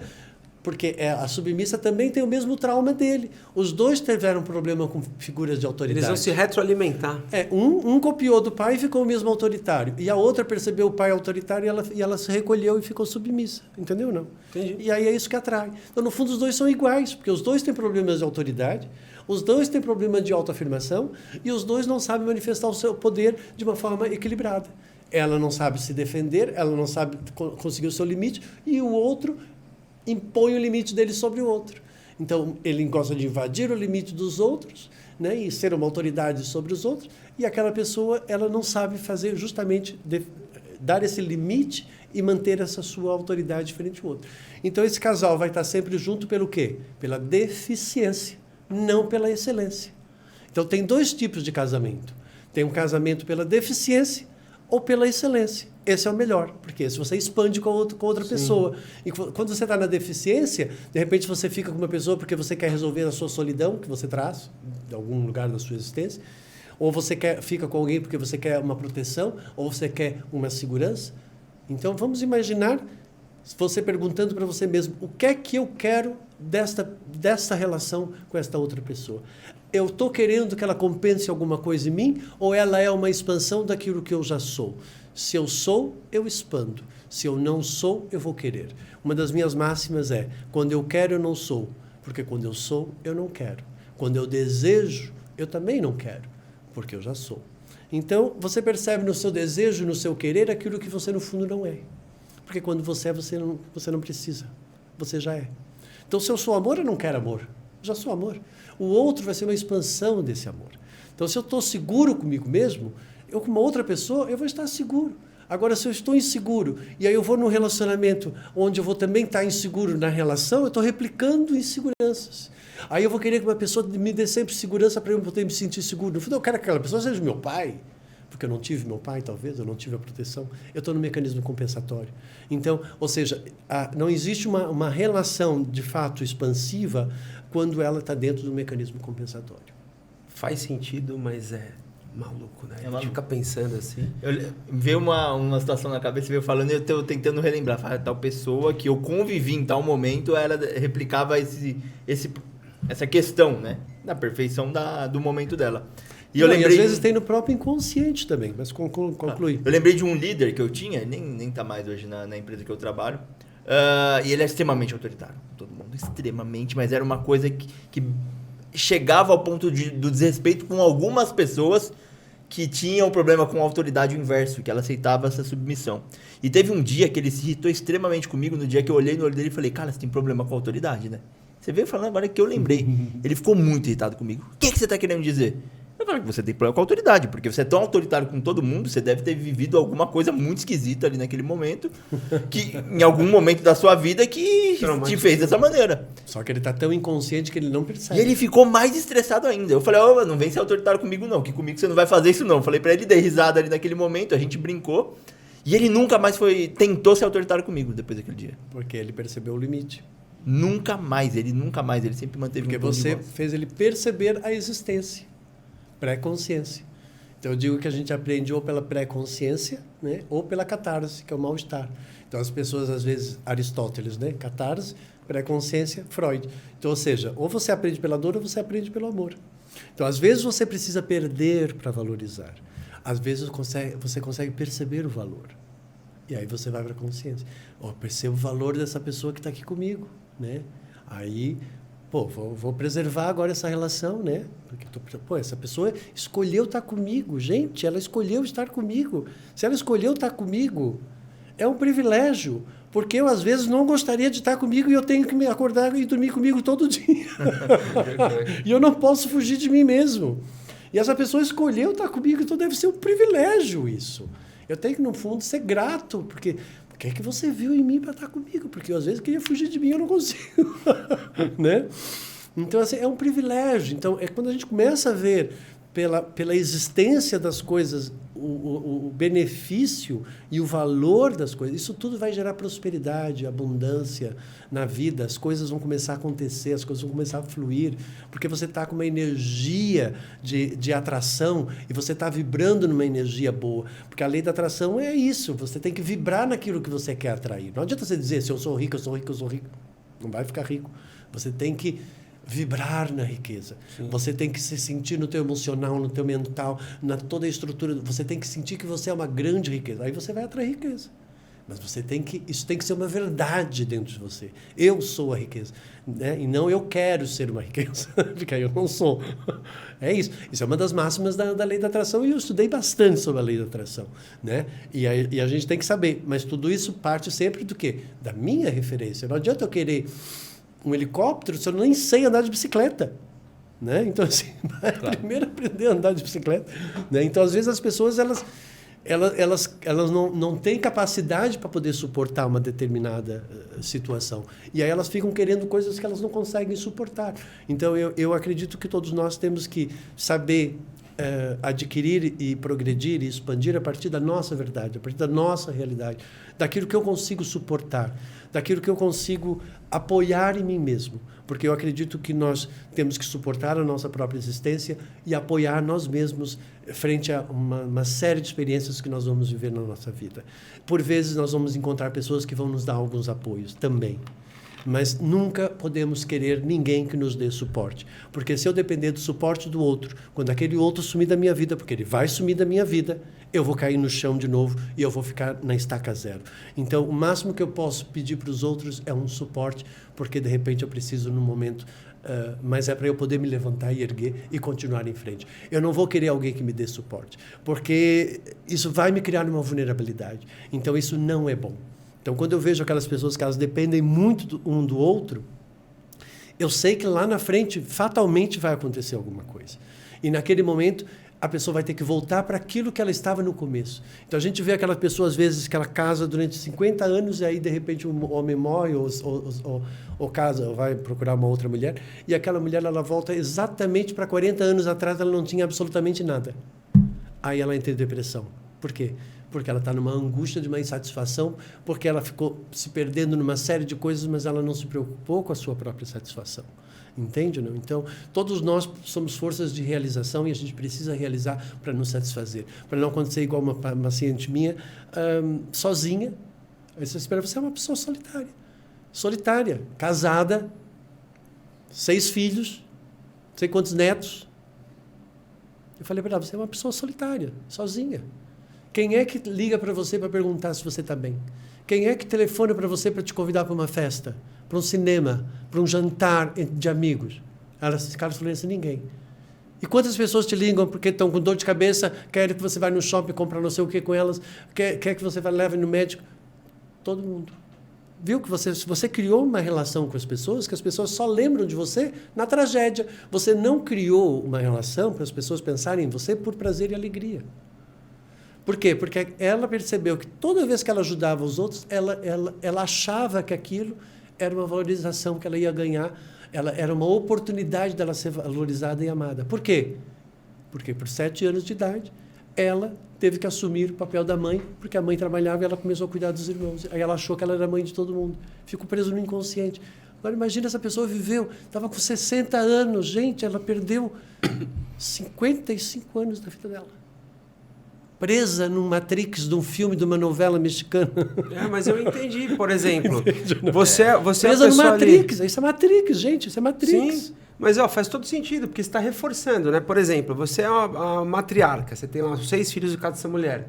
Mas você só dá suporte para os filhos no momento que eles estão precisando ruim. Você está treinando eles a dizer o seguinte, me procure nesse momento. Ao invés de você falar, pô, vamos fazer uma festa, vamos participar, vamos fazer uma viagem. Pô, você está treinando a pessoa a falar o seguinte, não, minha mãe é feliz, é momentos bons, eu tenho que estar ali sempre. Vai ter uma festa em casa, poxa, eu preciso chamar minha mãe. Né? Então, não sei se faz sentido o que eu estou falando, mas é o que eu estou aprendendo aqui com o que você está dizendo. Como você está treinando a sua família a te enxergar? Na verdade, como você está treinando a tua família, as pessoas que estão à sua volta, a te enxergar, te procurarem só quando... E a pessoa faz isso, acho que na melhor das intenções mesmo. Fala, pô, a pessoa está doente, eu vou lá ajudar ela. Mas treinou a ser só aquele momento. Então, mas já começa cedo. Cara, para pensar um pouquinho. Aquela menina... A menina já começa a ganhar bonequinha para brincar de casinha, de filhinho, e de comidinha e de casinha. Olha que já está preso no inconsciente dela. Tá? Aquilo para ela já está pré-definida que ela só vai conseguir ser feliz e uma mulher realizada se ela encontrar alguém para brincar de casinha com ela e para ajudar ela a ter aquele filhinho dela. Ela já está condicionada àquela imagem ali. O menino não. O menino vai brincar do quê? De carrinho, de corrida, de competição.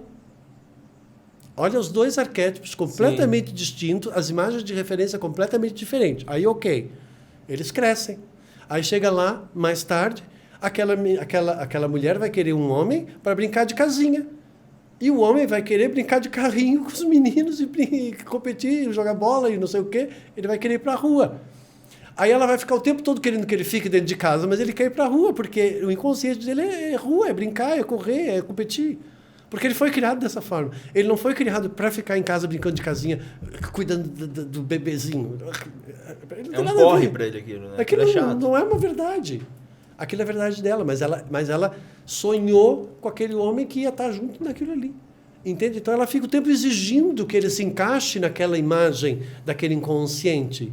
Porque ela está presa numa imagem de uma referência que ela criou. Isso é dramático, como a pessoa pode estar presa nesse Matrix, nessa novela que ela criou, nessa cena que ela criou, e ela quer que o outro se encaixe naquela cena, que foi o caso daquela mulher que eu falei para você. Aí por isso que as pessoas não conseguem ser felizes, porque num primeiro momento a felicidade para ela é conseguir encaixar dentro daquilo que ela leu na revista Sabrina, não sei aonde que ela leu, e ela quer que a pessoa se encaixe naquilo. O amor ideal é aquele, o cara vem, tem que não sei o quê.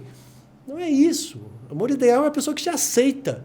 Entende? E aí não queira que você modifique em absolutamente nada e que os olhos dela brilhem quando ela te olha para você, né? É isso que você quer, uma pessoa que sinta orgulho de estar com você, né? Que ela tenha prazer de estar com você. Então, por isso que eu digo que os relacionamentos eles têm que começar sempre pelo prazer e um bom lazer. Não existe casamento que vá durar se o prazer e o lazer não for algo conjugado entre as duas pessoas, porque é isso que mantém o casamento. O casamento nunca pode ser um objetivo. O casamento ele é uma consequência do envolvimento prazeroso entre duas pessoas que possuem um lazer com afinidades que favorecem ambas as partes e que elas conseguem se divertir juntos e elas conseguem chorar juntos e elas conseguem rir juntas e elas conseguem dormir juntas, elas conseguem ficar em silêncio juntas, elas conseguem cada um ficar no seu mundo separado, mas juntos e ninguém está mal um com o outro, entende? É isso que é um casamento, as energias casaram. Não estão em conflito porque querem que se encaixe dentro daquilo que é o meu ideal. entende? Daquilo que é o meu ideal.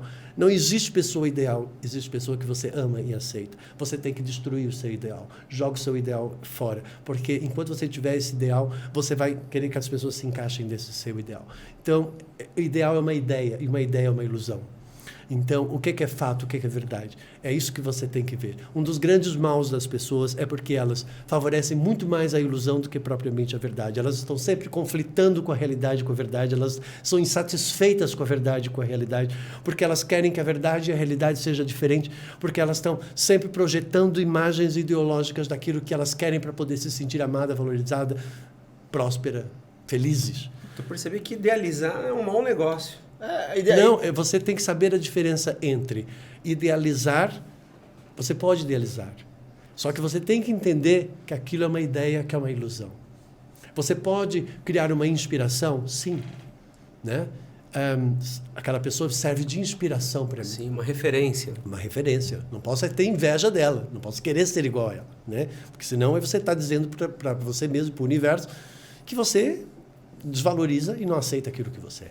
Então, eu não posso, né, é um pecado capital, né, ter inveja do outro. Agora, aquela pode servir como uma inspiração para mim.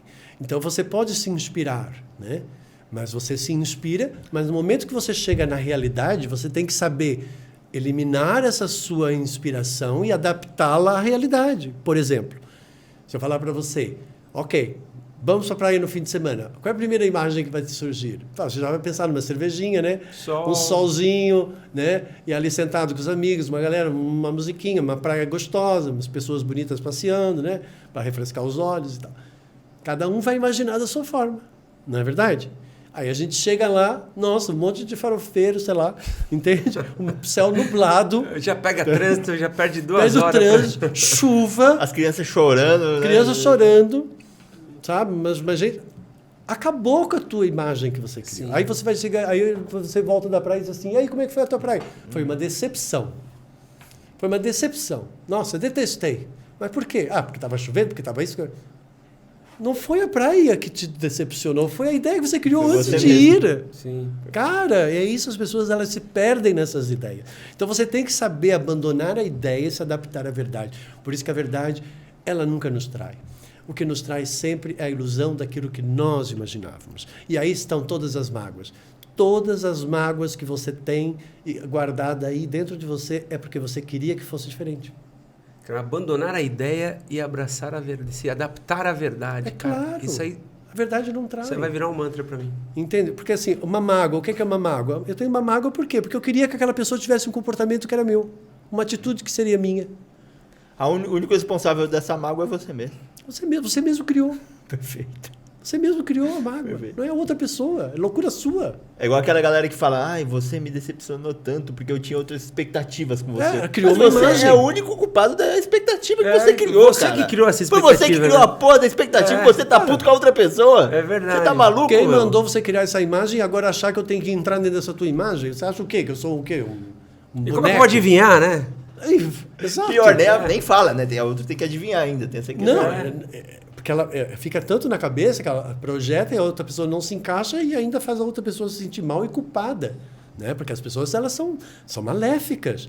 No primeiro momento, ela acha que a pessoa é aquilo. No segundo momento que ela percebe que a pessoa não é aquilo, ela vai começar a querer cobrar que a pessoa seja aquilo. E aí, quando ela percebe que a pessoa não vai ser aquilo, aí ela começa a tentar fazer a pessoa se sentir culpada porque não é aquilo que ela quer. E aí depois, quando ela percebe que ela não está conseguindo, aí ela começa a cobrar tudo que ela fez para a pessoa se sentir que está em dívida com ela. Para conseguir ainda chegar naquela ideia que ela queria. Olha a manobra que a pessoa faz. Caraca, eu já fiz isso. Eu já passei por momentos da minha vida que eu fiz isso. Tô lembrando aqui de brigas com a minha esposa que eu já fiz tudo isso aí com ela, coitada. Desculpa, Pri. Sabe que eu já mudei. E vice-versa, todo mundo já fez isso na vida em algum mas momento. é isso. Mas é por isso que eu falei para você. A única forma de você ter desenvolvimento pessoal é com autoconhecimento. Sim. Não existe autoconhecimento, não existe desenvolvimento pessoal sem autoconhecimento. Então, não existe liderança, não existe evolução se você não fizer isso. Existe adaptação ao meio. Então, assim, tem uma diferença entre ser um animal que se adapta ao ecossistema, que é uma grande maioria, né? E existe aquelas pessoas que realmente fazem a diferença, que elas conseguem evoluir. Evoluir não é se adaptar ao ecossistema. Evoluir é você conseguir transcender constantemente as situações e despertando sempre essa consciência para perceber ação, reação, ato, consequência, causa e efeito.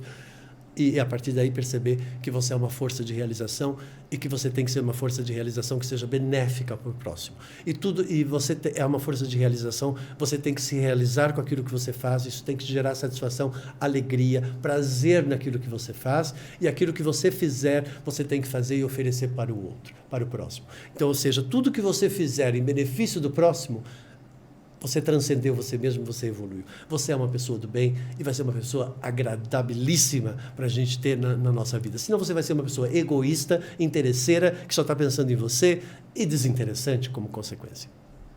Muito interessante. Vamos fazer uma pausa rapidinho porque a gente tem um recado aqui. Sim. Você estudou fora, certo? Você comentou? Onde que você estudou?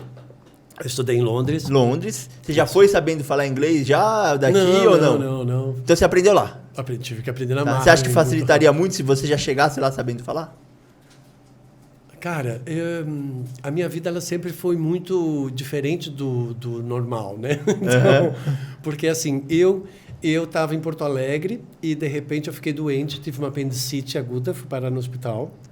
E aí no hospital com a apendicite aguda, a minha mãe tinha acabado de separar do meu padrasto, né, do segundo casamento dela.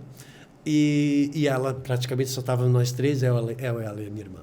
Aí eu peguei, nós tínhamos acabado de vender uma propriedade muito grande nossa, compramos um outro apartamento provisório, até construir uma outra casa com o que nós íamos fazer. Que ela tinha uma confecção, minha mãe era estilista, então ela tinha lá a fábrica dela. E aí eu disse assim para ela, e aí ela tinha acabado de vender tudo aquilo. Então ela tinha acabado de vender tudo, nós estávamos numa espécie de entre-safra, sabe assim? Aí eu disse assim, mãe, eu acho que nós estamos no momento ideal para a gente dar um pulo fora. O que a senhora acha da gente ir para fora, sair um pouco fora daqui, não sei o quê, porque a senhora acabou de vender a sua confecção, a senhora acabou de vender a sua casa, comprou um outro apartamento, comprou o terreno para construir a sua casa, se a senhora começar a construir essa casa, a gente não vai conseguir sair. Quem sabe a gente vai. E ela topou. Minha mãe sempre foi muito livre. E ela topou. Aí nós arranjamos uns conhecidos que nós tínhamos. A minha mãe já conseguiu um emprego direto na Inglaterra para ela ir trabalhar num ateliê de design.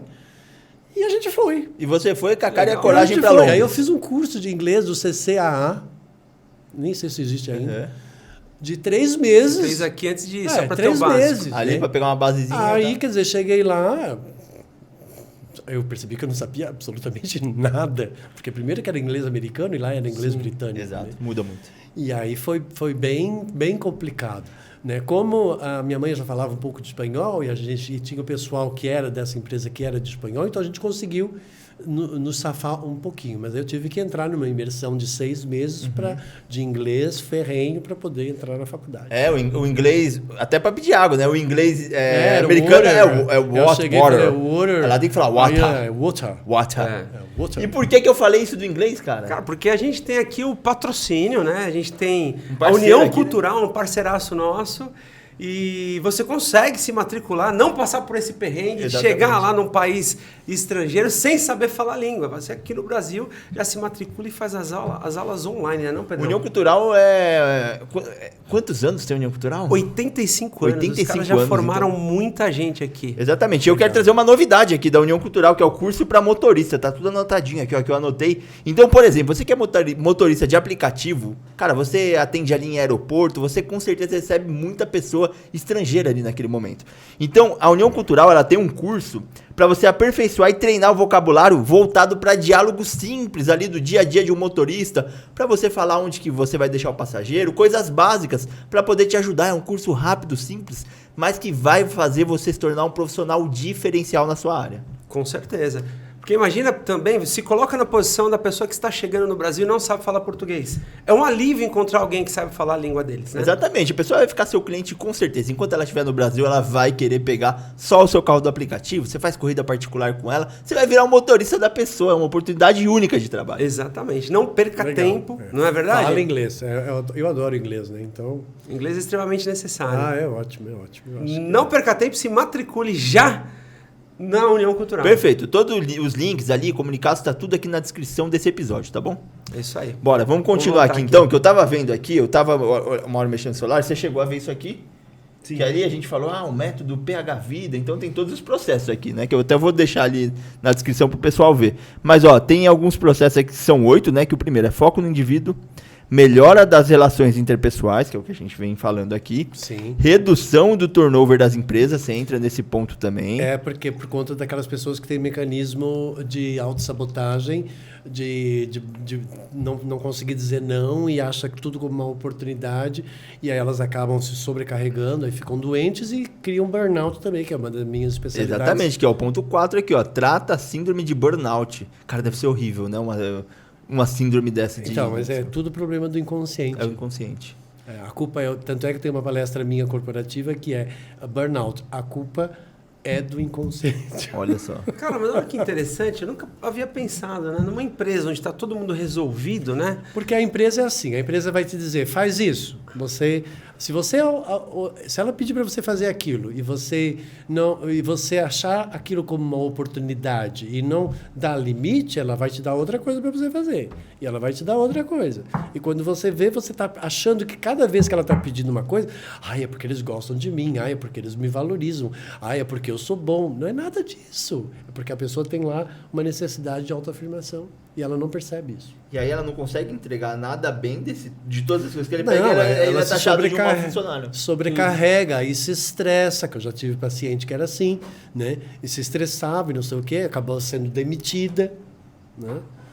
Criava conflito com o próprio chefe, porque ela sabia mais do que o chefe, e aí o chefe não gostava, porque ela sabia mais do que o chefe. Mas você já tratou em grupo, assim, você chegou na empresa e falou, vou tratar de uma equipe, obviamente Já. não todo mundo junto, mas... LG, Nokia, Bradesco, faço treinamento de grupo. Então você tem que começar pela chefia. Teve uma empresa que me contratou para eu identificar qual era o problema do departamento financeiro. Aí eles pediram para eu fazer entrevista com toda a equipe. Eu fiz com toda a equipe, todos eles passaram por mim. Aí eu peguei e disse assim, eu quero falar com o diretor do grupo. Da área, né? Da área. Né? Aí ele disse, não, mas não precisa. Disse, não, preciso, é ele que eu preciso. E aí ele veio fazer a aula comigo, né? A sessão comigo. Aí eles pediram para eu apresentar e disse, o problema está no diretor. O diretor manipula. O diretor, ele faz pessoas se sentirem mais valorizadas do que as outras.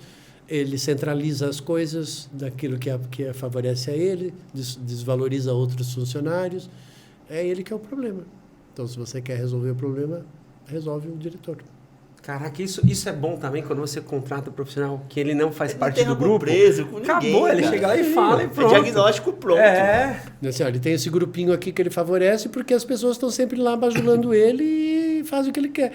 Aí tem essas outras pessoas que estão lá focadas no trabalho, e aí ele cria esse conflito. É ele que está criando essa divisão no grupo. Mas muitas vezes também é possível trabalhar o diretor para que ele melhore. Sim, quando ele quer, né? Sim. Quando ele quer. Acho que é a parte principal do processo. Existe uma diferença entre líder e chefe. O líder, sim, ele vai querer trabalhar com o seu autoconhecimento, com o seu desenvolvimento pessoal, porque ele é um líder, né? E ele replica a liderança. Né? O líder verdadeiro, ele replica a liderança. Ele faz o subordinado dele virar um líder junto com ele.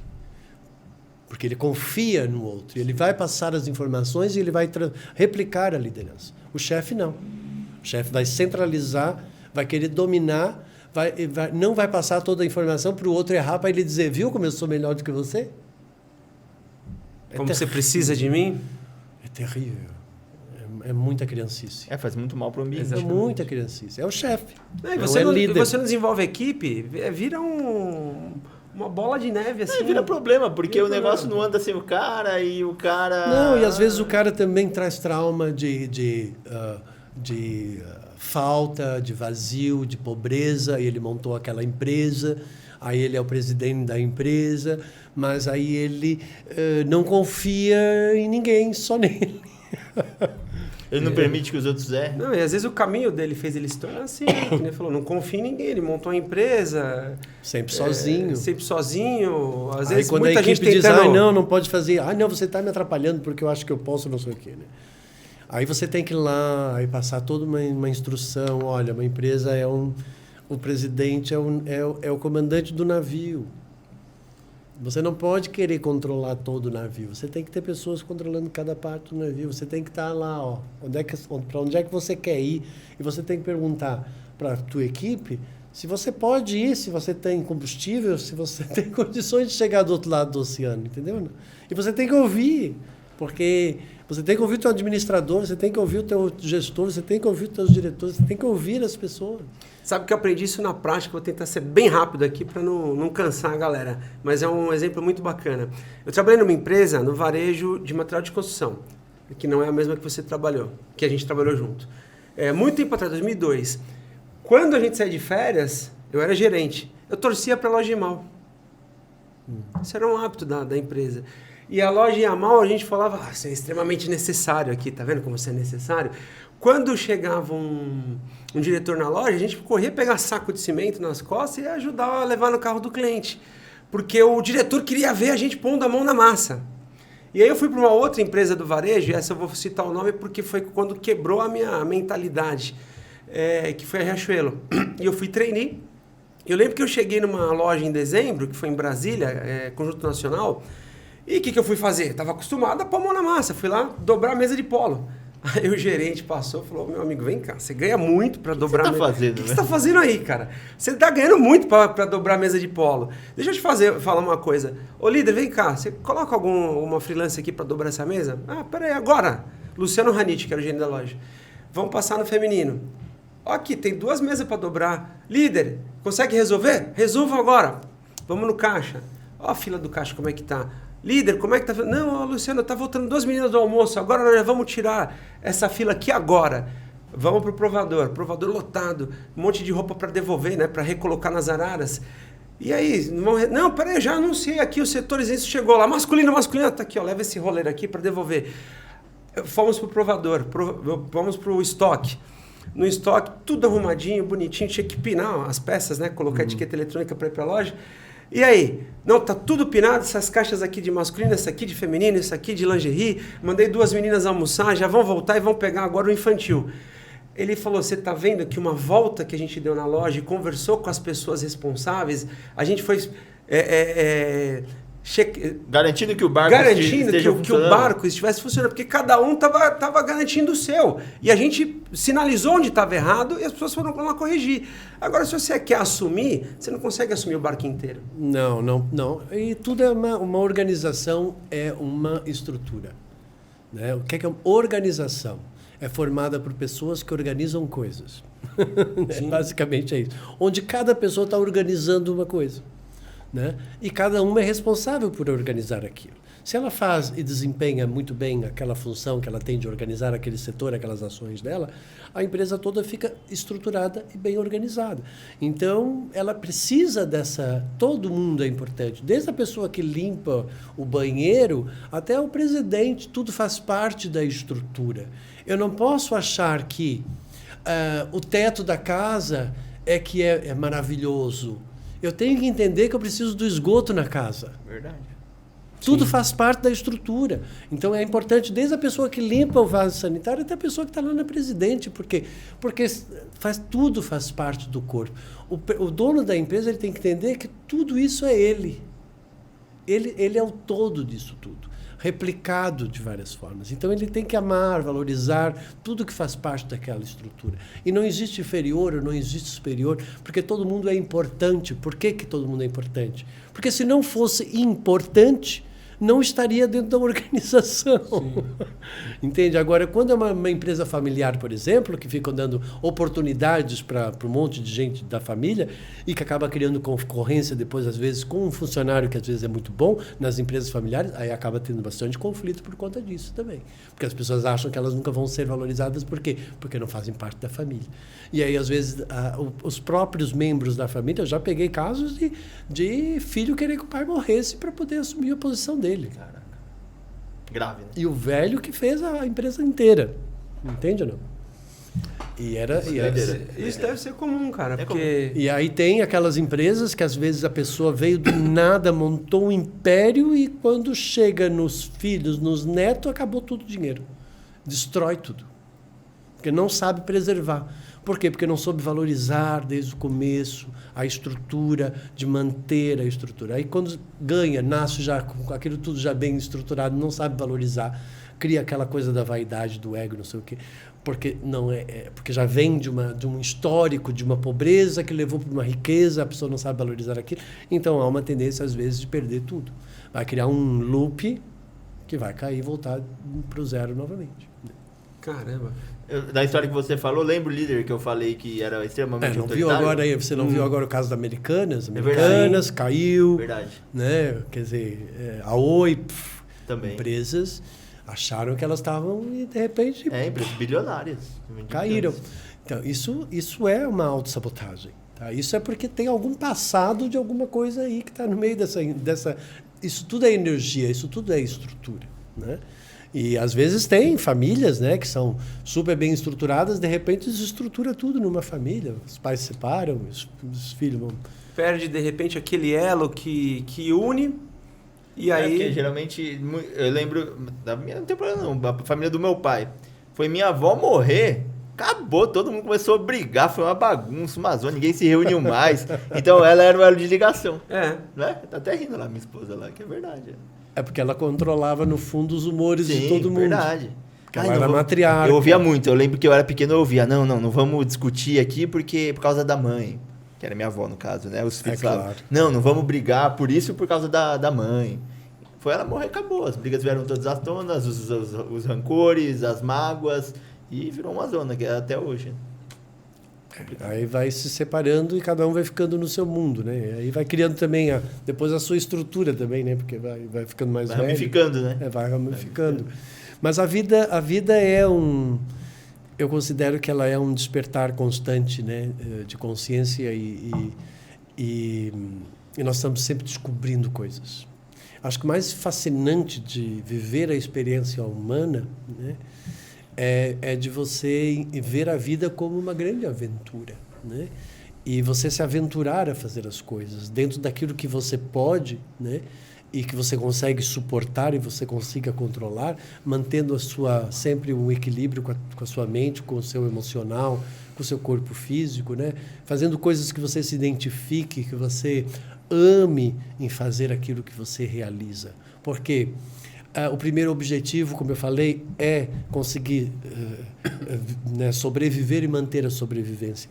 Muito poucas pessoas conseguem entrar no terceiro estágio, que é realizar por identificação e satisfação, onde eu consigo criar, onde eu sinto que eu sou um criador naquilo que eu estou fazendo, né? Por exemplo, vocês aqui estão fazendo um projeto de vocês, que vocês estão fazendo um projeto onde vocês se identificam, onde vocês estão satisfeitos, onde vocês lideram, vocês comandam, né? Sim. Vocês estão livres, vocês fazem isso com prazer, fazem isso com alegria, fazem isso com satisfação, não fazem por obrigação, não fazem por sobrevivência, né?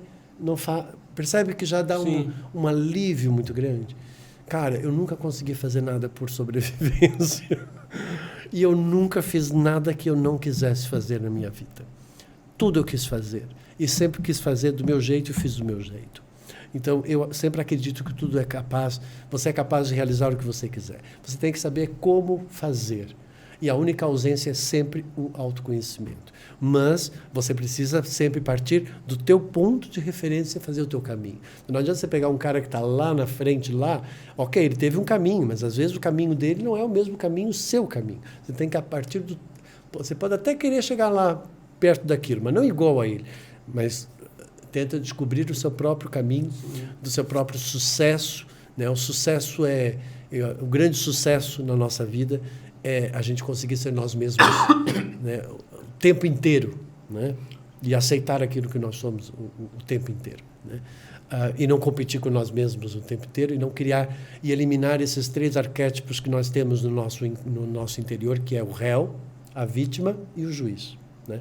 Porque você está o tempo todo fazendo alguém de réu, você de vítima, e bancando o juiz, e condenando alguma coisa. Né? São 3 arquétipos da psicanálise que nós temos que eliminar dentro de nós, que é o réu, a vítima e o juiz. Né? E perceber que você tem 3 verdades. Você tem uma verdade do seu subconsciente. No seu subconsciente, ele se define a partir da forma como você pensa a seu respeito. Como você define você mesmo. Como você define você mesmo, está lá no seu subconsciente, ele vai criar uma verdade e, a partir daí, ele vai reverberar a lei da atração e vai atrair isso na sua vida. Você tem uma segunda verdade, que é a verdade do seu inconsciente. É inconsciente. Como é inconsciente, você não percebe, você não vai ver. Porque você só vai começar a perceber a existência desse inconsciente. Quando você começar a perceber, é porque você já está transitando do inconsciente para o consciente, já está saindo de lá. Aí você já está indo para a terceira verdade, que é a verdade do consciente. Tá? E essa verdade, ela é limitada àquilo que você despertou, que eu falei lá no começo da nossa entrevista aqui.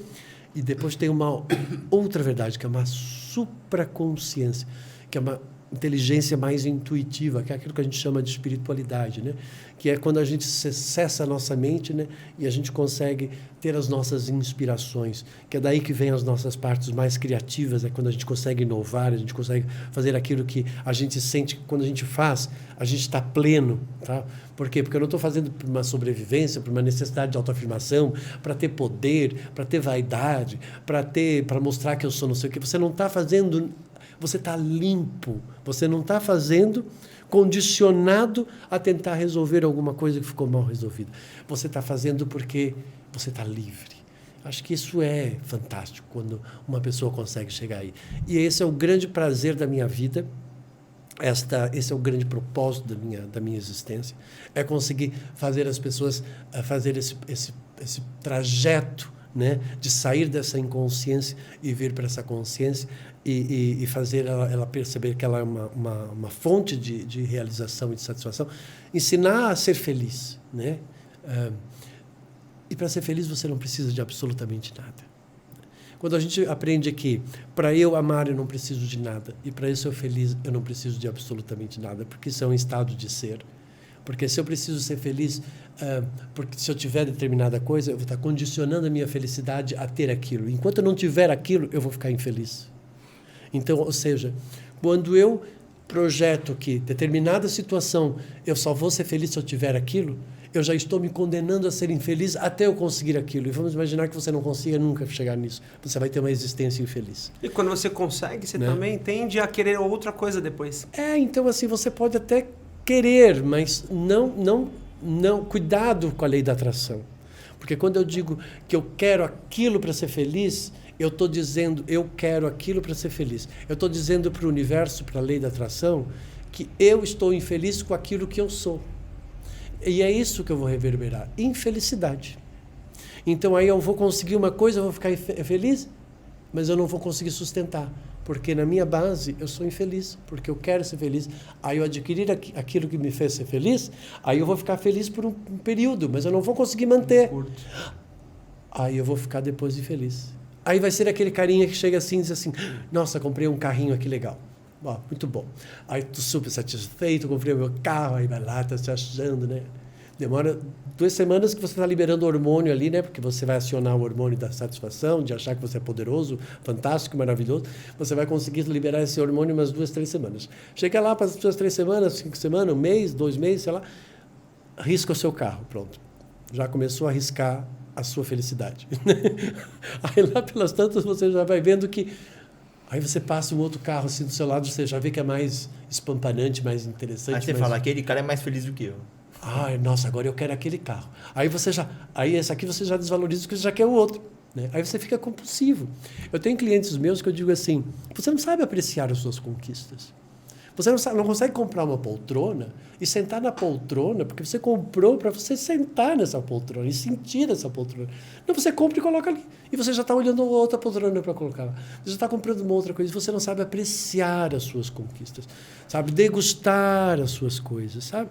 E isso não tem preço, porque isso faz parte da vida. Né? Então, as pessoas, às vezes, elas não têm prosperidade porque elas não sabem apreciar as suas próprias conquistas. Você só vai ter prosperidade se você apreciar as suas conquistas. Se você depreciar as suas conquistas e começar a querer idealizar conquistas que você não tem e que você precisa delas para ser feliz, e você detonar a sua própria realidade, e a sua realidade você não aceitar e você valorizar a ilusão, você está no inferno. Porque quem ama a ilusão é quem está no inferno. Porque quem ama a verdade vai estar no céu.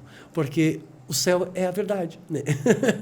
A verdade é a espiritualidade, é a verdade, é a realidade, é aquilo que existe. E o que não existe, isso é o mal, é a ilusão. Pode ver que toda vez que você ficou mal pelo quê? Por uma coisa que era uma ilusão. Não, e normalmente a gente fala Não assim, é? sofreu... Não é sempre. Verdade, não, verdade. e normalmente você fala assim, sofreu uma desilusão amorosa. Sofreu Não uma... sofreu desilusão amorosa, porque amor não lhe gera desilusão. Entende? Então, quando a pessoa diz assim, estou numa crise amorosa, diz assim, não, você está com uma crise de sem noção da própria personalidade que você tem. A culpa não é do outro, é sua. Porque amor não gera crise, amor é solução, amor traz leveza. Então, isso não é um relacionamento amoroso, isso é tudo menos amor, porque amor traz leveza para nós. Entende? Então, as pessoas elas definem coisas que não correspondem a uma determinada verdade. Lembre-se que você vai ficar com mágoa daquilo que você gostaria que fosse. Você vai ficar com raiva quando você perceber que não é. E você vai ficar com muito ódio quando você perceber que não adianta, que não vai conseguir ser aquilo que você é. Aí você já entende por que você tem mágoa, raiva e ódio. Que no fundo é uma grande ilusão. Então, não existe mágoa, raiva e ódio, porque mágoa, raiva e ódio é mágoa de algo que eu gostaria que fosse, raiva daquilo que eu percebo que não é aquilo que eu gostaria que fosse, e ódio quando eu percebo que não vai ser de jeito nenhum. Aí vira esse ciclo. Percebe ou não? Perfeito. Percebe a jogada? Aí você diz assim, e quando eu vejo aquela pessoa que está com ódio, Não vai adiantar nada. aí diz assim, nossa, que criança. Gente, criança perdida. Criança perdida. Não sabe, não percebe como ela funciona. Sim, sim.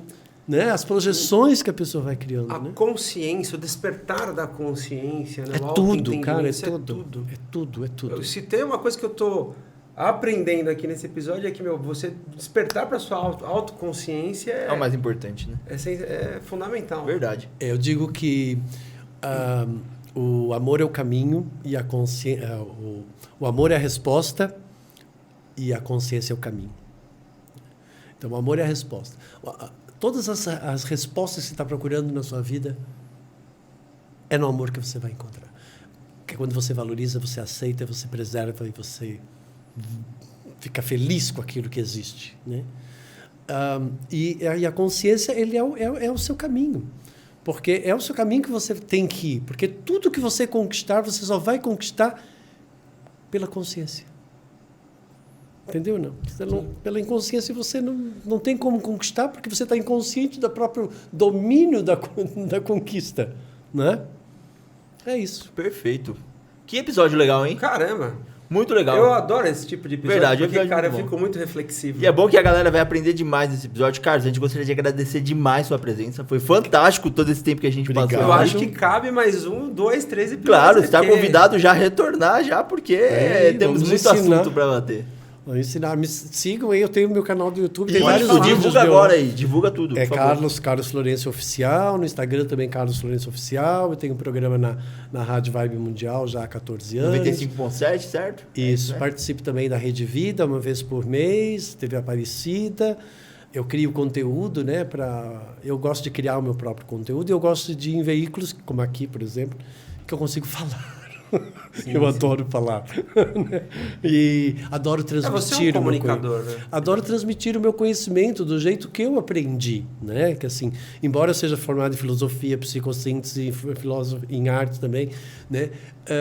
Eu sempre criei tudo. Eu criei, quando eu decidi que eu gostava de espiritualidade, eu criei o sistema de equilíbrio energético. para posicionar, alinhar os vórtices, queria entender a metafísica, aí adentrei por metafísica, né, pela física quântica, transpessoalidade. Então, eu quero que você volte para a gente fazer um episódio só focado nisso. Nossa, Sim. isso é fantástico. Aí depois, quando eu resolvi que eu era terapeuta, criei o PH Vida. Quando eu fiz a faculdade de filosofia, eu criei a minha vertente filosófica do Tudo Certo. Então, eu gosto de criar. E eu acho que é isso que eu posso dar de mensagem final para todos que estão aqui nos acompanhando. Crie, porque você é um ser de criação. Mas faça isso com muito amor e com muita satisfação, se identificando. Não se venda, não se deixa vender pela sobrevivência apenas. Não se deixa. Acredite que você pode, porque eu venho de uma família muito simples. Lá de Santa Catarina, fazendeirozinhos, e não construí muita coisa, mas construí as minhas próprias metodologias, viajei pelo mundo praticamente quase inteiro, né? Falo 3 línguas. E todo lugar que eu vou, eu vivo muito bem, né? Vivo muito bem aqui em Londres, em Portugal, onde eu fui. E, assim, para mim é tudo... Nada disso me engrandece, nada disso me faz superior.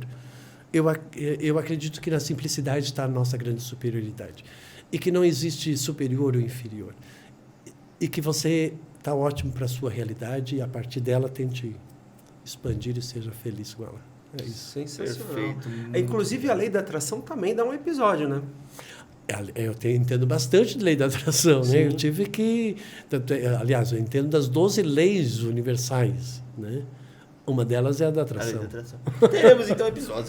Porque eu lembro que o dia que eu conversei com o Carlos Florencio, você falou tudo que você conhecia. Quer dizer, você deve ter falado 10% que você conhecia para mim ali por telefone. Eu liguei pro Pedro e falei, cara, eu falei com um cara aqui, que o cara tanto que ele não soube nem me explicar o que foi. Era muito... Eu ludibriei ele. Não, a gente falou assim, pô... Aí o Pedrão também falou assim, cara, a gente vai ter que escolher um assunto, porque ele vai poder voltar várias vezes. Exato, né? verdade. Lembra? Né? Você fala, a gente vai poder voltar várias vezes, porque a gente vai explorar cada um dos assuntos. Eu falei, pô, é verdade. E aí você está convidadíssimo a voltar. Quando quiserem, será um prazer só chamar que eu venho. Muito obrigado pelo seu tempo, agradecemos demais. Eu tenho certeza que a galera também pela oportunidade. Sigam o Carlos Florencio, porque é fantástico. Germano, como a galera te encontra nas redes sociais? Vocês me encontram no @GermanoOVBK. Galera, vocês me encontram no Pedro OVBK. Gostaria de agradecer vocês, Carlos também, Obrigado. Cusquenha e União Cultural, nossos parceiros. Exato. Um beijo, até semana que vem, valeu.